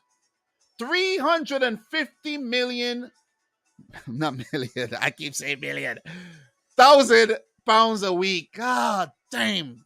To make him Liverpool's probably highest ever paid player. Salah's playing Liverpool in the history of the club. Liverpool FC are delighted to announce Mohamed Salah has signed a new long-term contract with the club. The forward, who was named Football Writers Award Player Footballer of the Year and PFA Player of the Year 21-22 after helping Jurgen Klopp's side to a domestic cup double, has committed his future to the Reds by putting pen to paper on a deal on Friday. After 5 years with the club, Salah will now extend a stay at Anfield that has so far yielded a remarkable 156 goals in 154 appearances. Very, very good. Very good. Very good. The number 11 told Liverpool FC .com, I feel great and I'm excited to win trophies with the club. It's a happy day for everyone. Of course you're happy. Of course. If I was moving up, maybe 150 or 140 or so, whatever, £1,000 more a week, I'll be happy too. I'll be happy too. You could see his face. You could see how happy he is. Like, God damn, cha-ching. More money, baby. It takes a little bit of time, I think, to renew, but now everything is done, so we just need to focus on what next. Yeah, it took time because they were offering you less and you wanted more and you got what you wanted. Maybe you got a little less than you wanted, but still. And I quote, I think you could see in the last 5 or 6 years, the team was always going upwards. Last season, we were close to winning 4, but unfortunately, in the last week of the season, we lost 2 big trophies, right? I think we're in a good position to fight for everything. We have new signings as well. We just need to keep working hard, have a good vision, be positive, and go for everything again. I don't see nothing here where you say you miss Sadio Mane, though. I don't see nothing here, Salah, where you say you miss Mane. I'm not going to go through this whole thing, though. But let's just go back. Let's go back here. And Jurgen Klopp, the key man behind Mo Salah's new contract signed today. Klopp had many direct talks with Mo Salah to explain him the plans for Liverpool's future, considering Mo the face of the project. Salah will be Liverpool's best paid player for £350,000 per week. I think his contract is being going up an extra 2 years, if I'm not mistaken, to 2025. I might be wrong, but I think so. Let me just refer back to the Liverpool website here and see what it says. I'm not going to go through the whole thing because I don't want to bore you with me reading. But Salah has definitely been a big hit. Big, huge hit for Liverpool, man. Scoring goals upon goals galore every single season. And when some thought he was going to be a one-season wonder, he wasn't, man. He wasn't. You know what I'm saying? So, look. 32 of those goals that he scored came in a record season where he was just off the chain, man. You know what I'm saying? And that was the first season where we thought he was going to flop. After that, he didn't. what was that, 2017-18 season? What a season, man. And Salah scored some magnificent goals. Memorable one against Man City last season. And his form kind of dwindled after the AFCONs, disappointment in the final and, the World Cup qualifying disappointment as well. But still won a lot of personal accolades and will definitely have a lot to offer Liverpool in the future. So without a doubt, it's good that they kept Salah because it would have been disastrous for them to lose both Salah and Mane in the same season. So it's a great deal, but I think FSG's pockets would be hurting from the, the improvement of the salary, though. They would have preferably wanted to maybe carry it up to 250, you know what I'm saying? And use that extra 100 to maybe pay another player or who knows, improve the wages of another player. Now that Salah's wage go up, maybe Van Dijk would want to raise, maybe Alisson would want to raise. Who knows, man? Who knows what would happen? But let's get back down, and that's just my thoughts on the whole Salah situation. Does he deserve it? In my opinion, hell yeah, man. He's good enough, but you know what I'm saying? Liverpool don't pay players that type of money, but Salah is a first for everything. So let's get to see if we could cover anything else. I think I spoke about most of the players that I wanted to talk about. I spoke about Botman, Malacia, Salah, Gabriel Jesus, and I didn't talk too much about Jesus, but I spoke about Richarlison a lot. So let's see what else we got here. So we got a done deal here, man. João Palhinha joins Fulham as expected. Contracts now signed between clubs for 22 million euros. Add-ons included. Palhinha would fly to England in the next hours to undergo medicals and sign the contract. I've always rated this player very, very highly. Portuguese international João Palhinha, defensive midfielder there, man. Very big guy, very imposing figure. Let's see if he could help Fulham stay up this time, okay? So, yeah, Salah signs new deal until 2025 with Liverpool. 3-year contract confirmed. But if it's 3 years, I don't think his contract was up this summer, though. Was it? I don't think so, though. Maybe. But I don't think so. Okay. I think it's a 3-year contract simply because he had 1 year left. So what you do, you renew his contract. So now it becomes 3 years to 2025. Yeah. So that's what it was. He had 1 year left. So when you renew, that old contract is no more and the new contract is now relevant. So that is Salah, man. You know what I mean? I don't want to get into this little clip here right now, but maybe I should have showed it when I was talking about Salah, but it's okay. So Andreas Pereira returns to Man United. Flamengo's statement confirms no agreement to keep player who's set to return to England after many twists between the two clubs. Fulham are waiting to understand his position after formal bid to Man United. So Fulham are looking to bring in Andreas Pereira, who's been in very, very good form for some time, but not for United. And let's see if they'll get their man. We spoke about Onana already. We touched on Guendouzi before in the last episode there, but he's officially joined Olympic Marseille. While we talk about Marseille, Jorge Sampaoli has left Marseille as well. So, yeah. So, Olympic Marseille have contacted Hellas Verona manager Igor Tudor as a candidate for head coach job. Been told Roberto De Zerbi is not in talks with Olympic Marseille. Roberto De Zerbi is the current manager from Shakhtar Donetsk, who's, of course, Shakhtar not playing right now, but the league might restart in August, where Shakhtar has actually qualified for the Champions League. So let's go back here where we will find some more news on the Jorge Sampaoli situation, though. So, look, I'm not going to get into the MLS situation here, but MLS side, New England Revolution set to sign Albanian striker Giacomo Vrioni from Juventus. And he's probably from the youth setup or, the second team. Never heard of him before. So we're not even going to get into that right about now. But look, this is one. Olympic Marseille have reached a full agreement to extend Tete loan deal with Shakhtar Donetsk, official and confirmed. All right, so he's the Brazilian, was there on loan, and it's going into yet another season.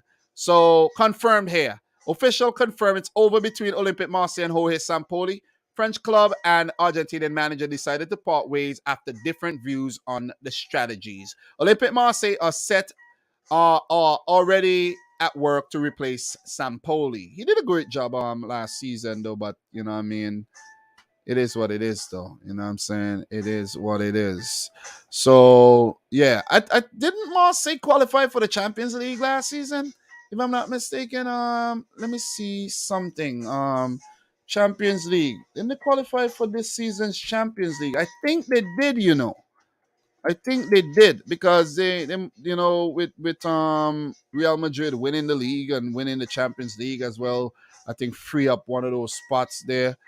And big up to everybody watching the stream, by the way, guys. Fresh God is saying Eric Bailly could be joining Fulham too on a loan with obligation to buy. Very, very good. Very, very good addition, man. Appreciate that, Fresh God. Phil Jones. Big up to Phil Jones. I didn't see him actually on the United list that he left. But guys, we're gonna have a lot more updates, though. Definitely gonna have a lot more updates when it comes to transfers. I'm almost 3 hours in. We're winding down. We're winding down, guys. We're definitely winding down. But group stage next season, Marseille is definitely in the Champions League. So it has to be a difference in views and opinions when it comes to Sampaoli, because he got them back into the Champions League. And you know what I'm saying? And you part ways. Sad. It's very, very sad. So look, Liverpool news. Liverpool's Brazilian goalkeeper Marcelo Pitaluga leaves the club on loan in order to join Macclesfield FC until June 2023. Pitaluga wanted regular game time, then he will be back next season. Yeah, once Alisson is there, you're not getting no regular game time at Liverpool. You might not get any game time at all. So, look, big one, man. Medical ongoing for Calvin Phillips with Manchester City as expected. Deal signed with Leeds for 42 million guaranteed fee plus add-ons. Full package close to potential 50 million pounds. Phillips will soon sign his contract as a new Manchester City player. Yeah, baby! Woo! It's my reaction right there. I'm loving that. I'm loving that, man. Look, if you go into the whole Calvin Phillips situation over there at Leeds last season when he was injured, oh, man, Leeds struggled a lot. Let me see if I find anything here when it comes to Phillips, man. Leeds struggled a lot, man. Okay? So Man City have all paperwork ready for Calvin Phillips' deal with Leeds. Medical already scheduled in order to announce the new signing soon. Also, Stefan Ortega will be City player one. Stefan joins Borough on loan. And Mark Cucurella remains next top target for Manchester City. Let's get it, baby. Let's get it. We're reshuffling. You know what I'm saying? We're reshuffling. Letting go a few players, bringing in some fresh quality players as well, man. And that's how you keep winning things. Not say, hey, man, we good. No, you're not good. Bring him in. And I think this is a steal of a deal. Because if he was to go to a club like Man United or some other club, they would have to pay about 75 million pounds for him. I'm telling you that. Did we even pay English tax for Calvin Phillips? Doesn't even look like it. Though. So he's coming in as Fernandinho's replacement in the midfield position, defensive midfield. So we'll rotate between him and Rodri. He'll be playing Champions League football as well.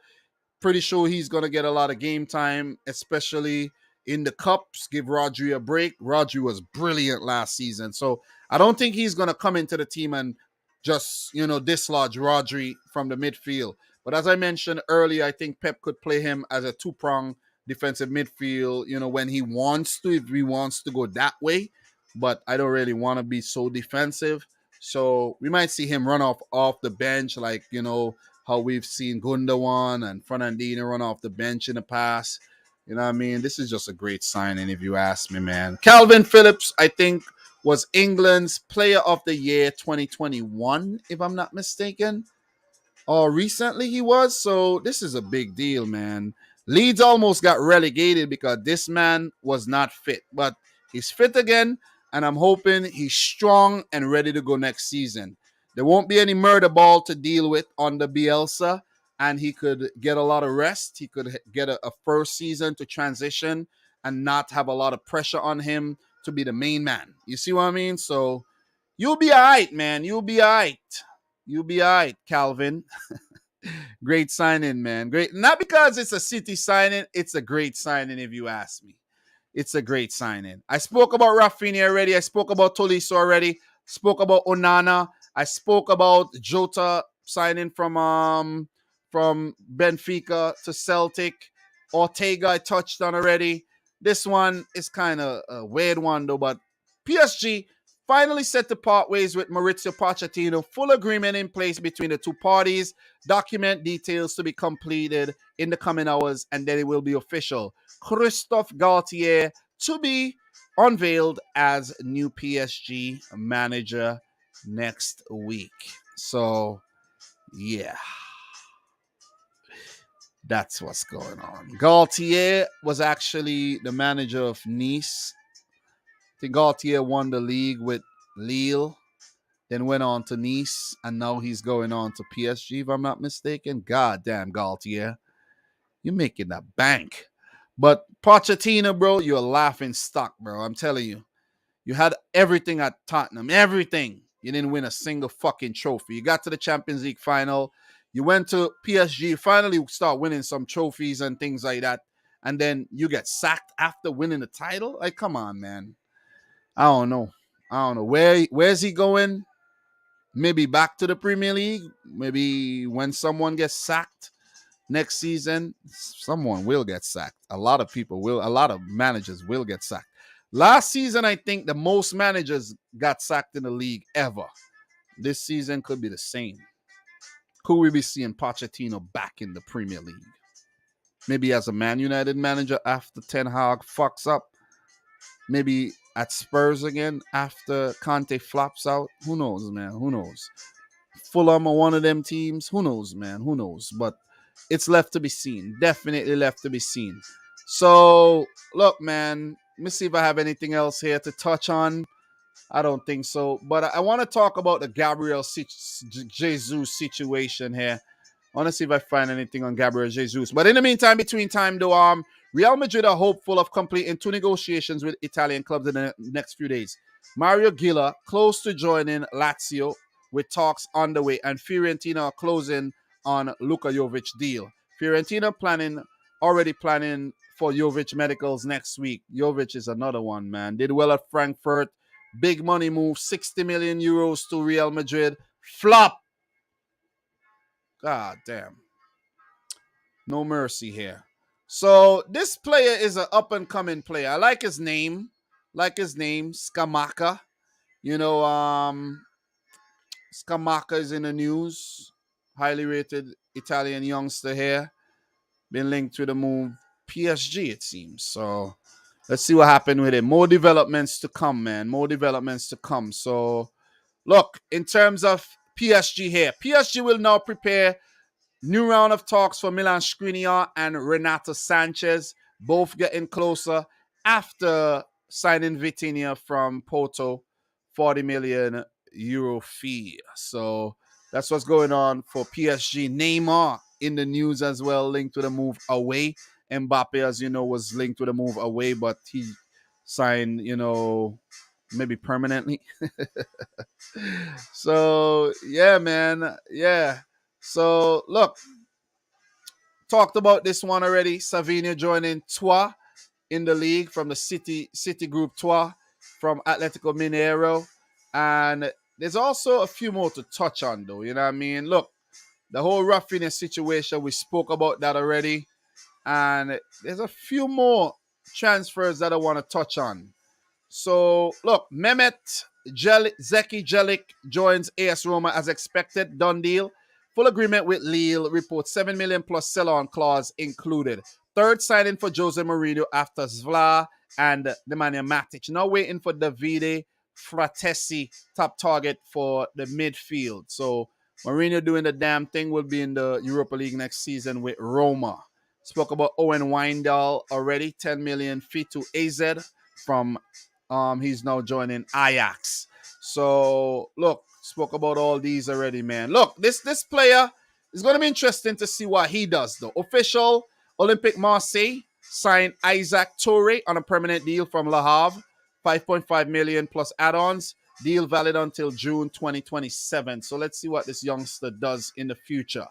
So I'm touching on a lot of transfers, and I'm going to remember every transfer that I talk about already too.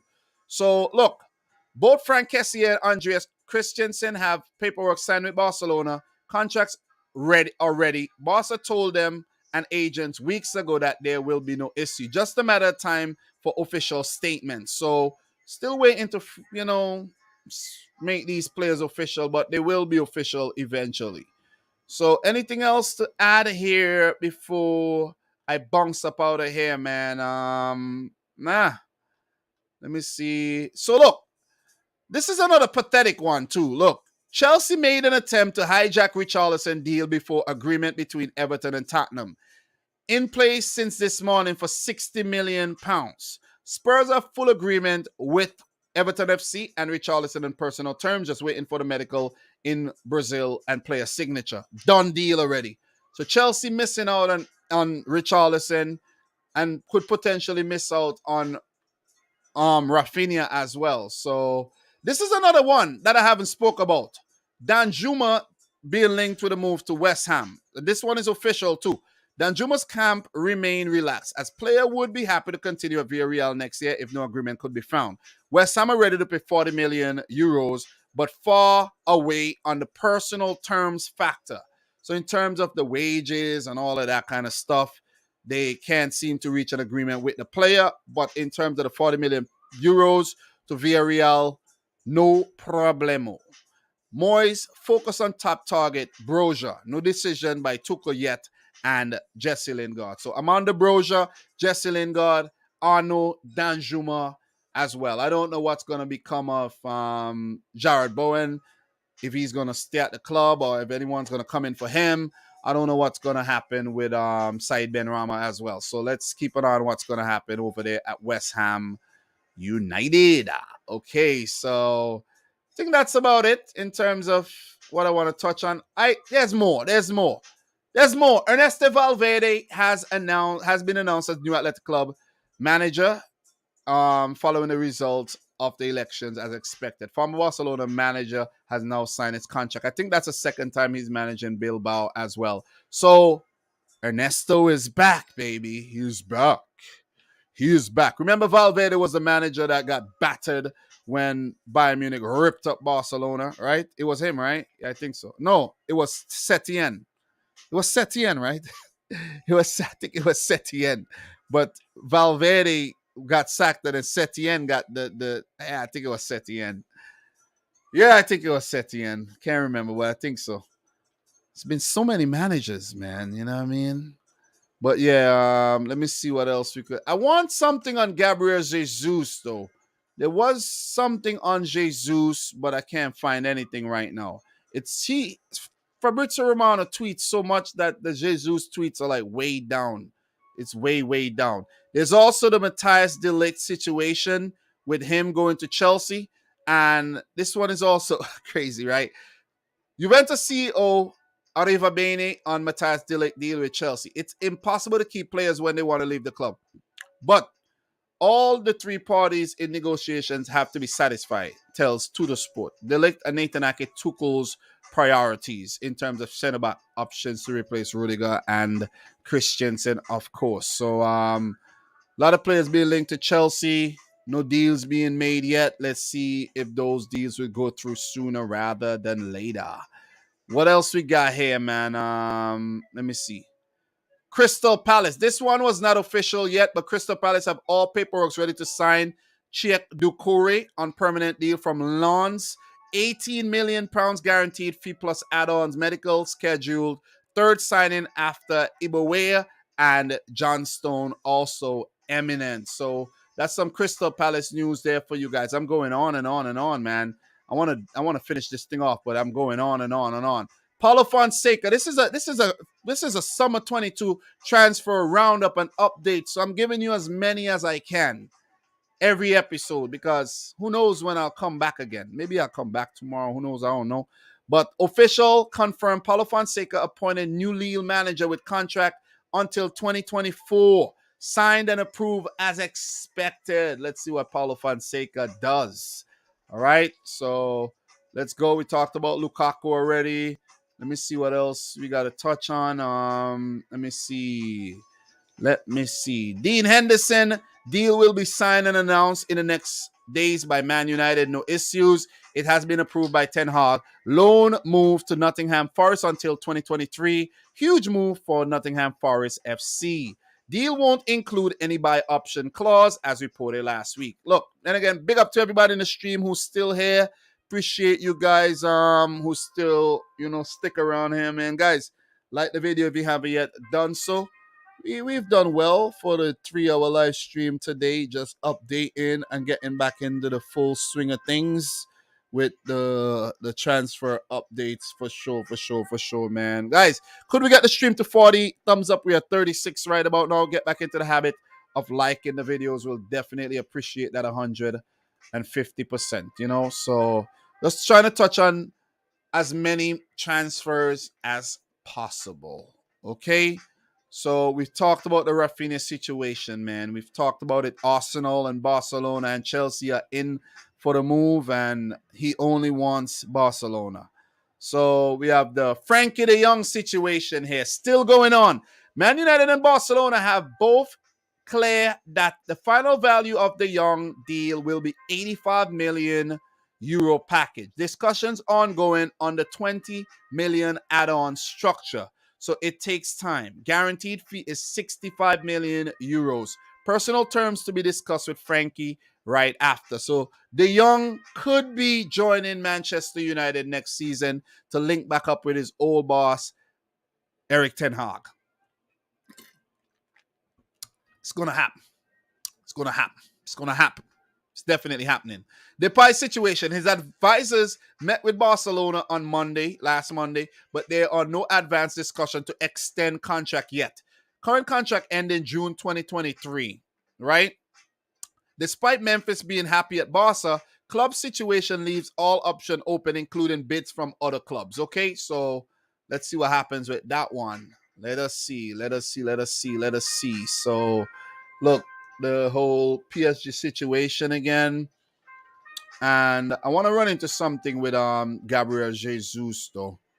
I could just search for it, but still. Let me see. All right, Lewandowski situation. The latest here. Robert Lewandowski has received communication from Barcelona of their new proposal to Bayern. 40 million guaranteed plus add-ons. Lewandowski has confirmed his intentions to wait again for Barca. Also thanks to the relationships between his agents and Laporta. So, yeah, man, Lewandowski to Barcelona. If that happens, oh my God, next season could be, woo! I might be tuning into La Liga every week, watching Barcelona and Real Madrid games when I can, man, because I'm telling you, it's looking tasty. It's looking very, very tasty. Very, very tasty. So, Ajax manager Alfred Schroeder and Steven Bergwijn deal with Spurs. Nothing is done for Bergwijn. We just have to wait, he added. Negotiations will continue in order to find a solution between the clubs. And that was a few days ago. I think Bergwijn is going to join Ajax, of course. You know what I mean? Xavi Simons, Simons, joins PSV Eindhoven. It's official deal valid until 2027 with a surprising move by PSV and agents. He was officially going to go there on loan, but it seems like the deal collapsed and they actually chose to make the deal permanent. Okay, so yeah. Verbal agreement broken and PSG decided to let him leave on a free. So Simons is a snake kid. So he's actually joined them on a free. Oh man, twists and turns. All right. Kalidou Koulibaly, one more name on the list for Chelsea as they keep searching for two center-backs. He's out of contract with Napoli in 2023. Being told there are conversations also on Koulibaly alongside with De Ligt, Ake, Koundé, the focus on Raphinha and then center backs. So seems like everybody's trying to dodge Chelsea though. Let's see what happens. That's all I could say with the Chelsea situation right now. Let us see what happens, man. Let us see what happens. So I'm still looking on the Gabriel Jesus situation here, but I'm not seeing any updates on Jesus in terms of Fabrizio. But it's probably done. He's probably spoken about it and it's done. It's a done deal, right? But I want something right here to talk about it. I want to talk about it right now. So, yeah, right here, man. Speak of the fucking devil. Arsenal update. Been told Gabriel Jesus would undergo medicals today morning. He's already in London, ready to complete his move to Arsenal with official statement to follow. Contracts already completed. Gabriel Jesus signs until 2027. Man City to receive £45 million fee. Gabriel, thank you very much for your services. You've done well. You know, I think you could have done a lot better, but you've done well, though. You know what I'm saying? You could have been more of a success at City, but maybe opportunities weren't given to you in the preferred role as a main striker. But look, all the best on the new adventure. I hope you help Arsenal reach their endeavors and achieve their goals. And all the best, man. We made good £45 million from Jesus.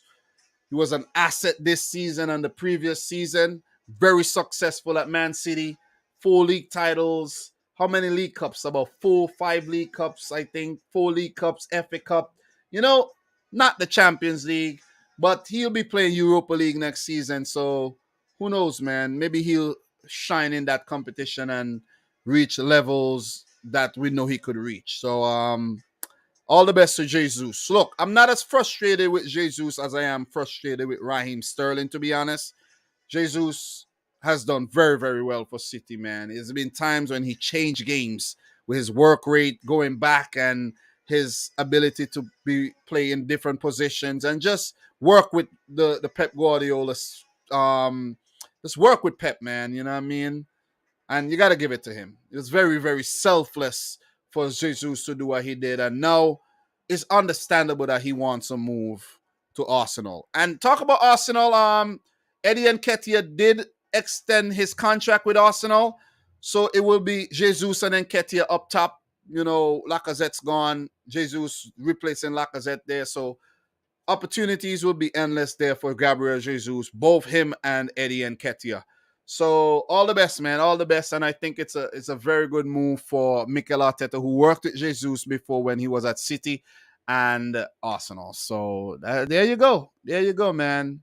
There you go. So just before we go, let me just touch on this one. This is a confirmed one. Axavitsa contract with Atletico Madrid will be valid until June 2023. That's a 1-year deal with an option for further season. Deal completed, 100% done, as reported last week. Okay, so maybe in the next live stream that we do, just like I did with the Premier League, where I went through each and every club, we could do that with like a Serie A, the La Liga, Bundesliga, and so on and so forth, because this is a complete transfer show and not just only the Premier League. You know what I'm saying? So this one, it was a good one. It was a good one. 3 hours, 12 minutes. Guys, I have no choice but to stay down here because my wife and my son are positive for coronavirus. You know what I mean? And I didn't go to work today because I just wanted to stay home. I took another test. I'm negative and I've been in the house. So I'm just trying to avoid them. I don't want to be positive, man. I really don't want to be positive. So I'm gonna put my mask back on, you know, and I'm gonna take my shades off, and I'm gonna go back upstairs. Not my shades, but my glasses. They're not shades. And I'm gonna go upstairs. I'm gonna get something to eat. I'm gonna head on out of here, man. It was a good one. It was a good one. We touched on a lot of transfers today, and if you're watching the replay right now, I hope you enjoyed the hell out of it, man. I hope you were, thoroughly entertained and educated and informed today when it comes to all these transfers across Europe. Okay, so look, man, look, from your boy Dom. Thanks again to everybody who tuned in. Some of you guys stayed here the entire thing. Like the video if you haven't yet done so. I scheduled something else. We're gonna do some activities for the next month, though. We're gonna do some activities for the next month and have some fun, man. I promise you. You know what I mean? I want to get things up and running again. All right. So thanks again, guys, and from your boy Dom. Until next time, peace out. Rich Squad. Peace.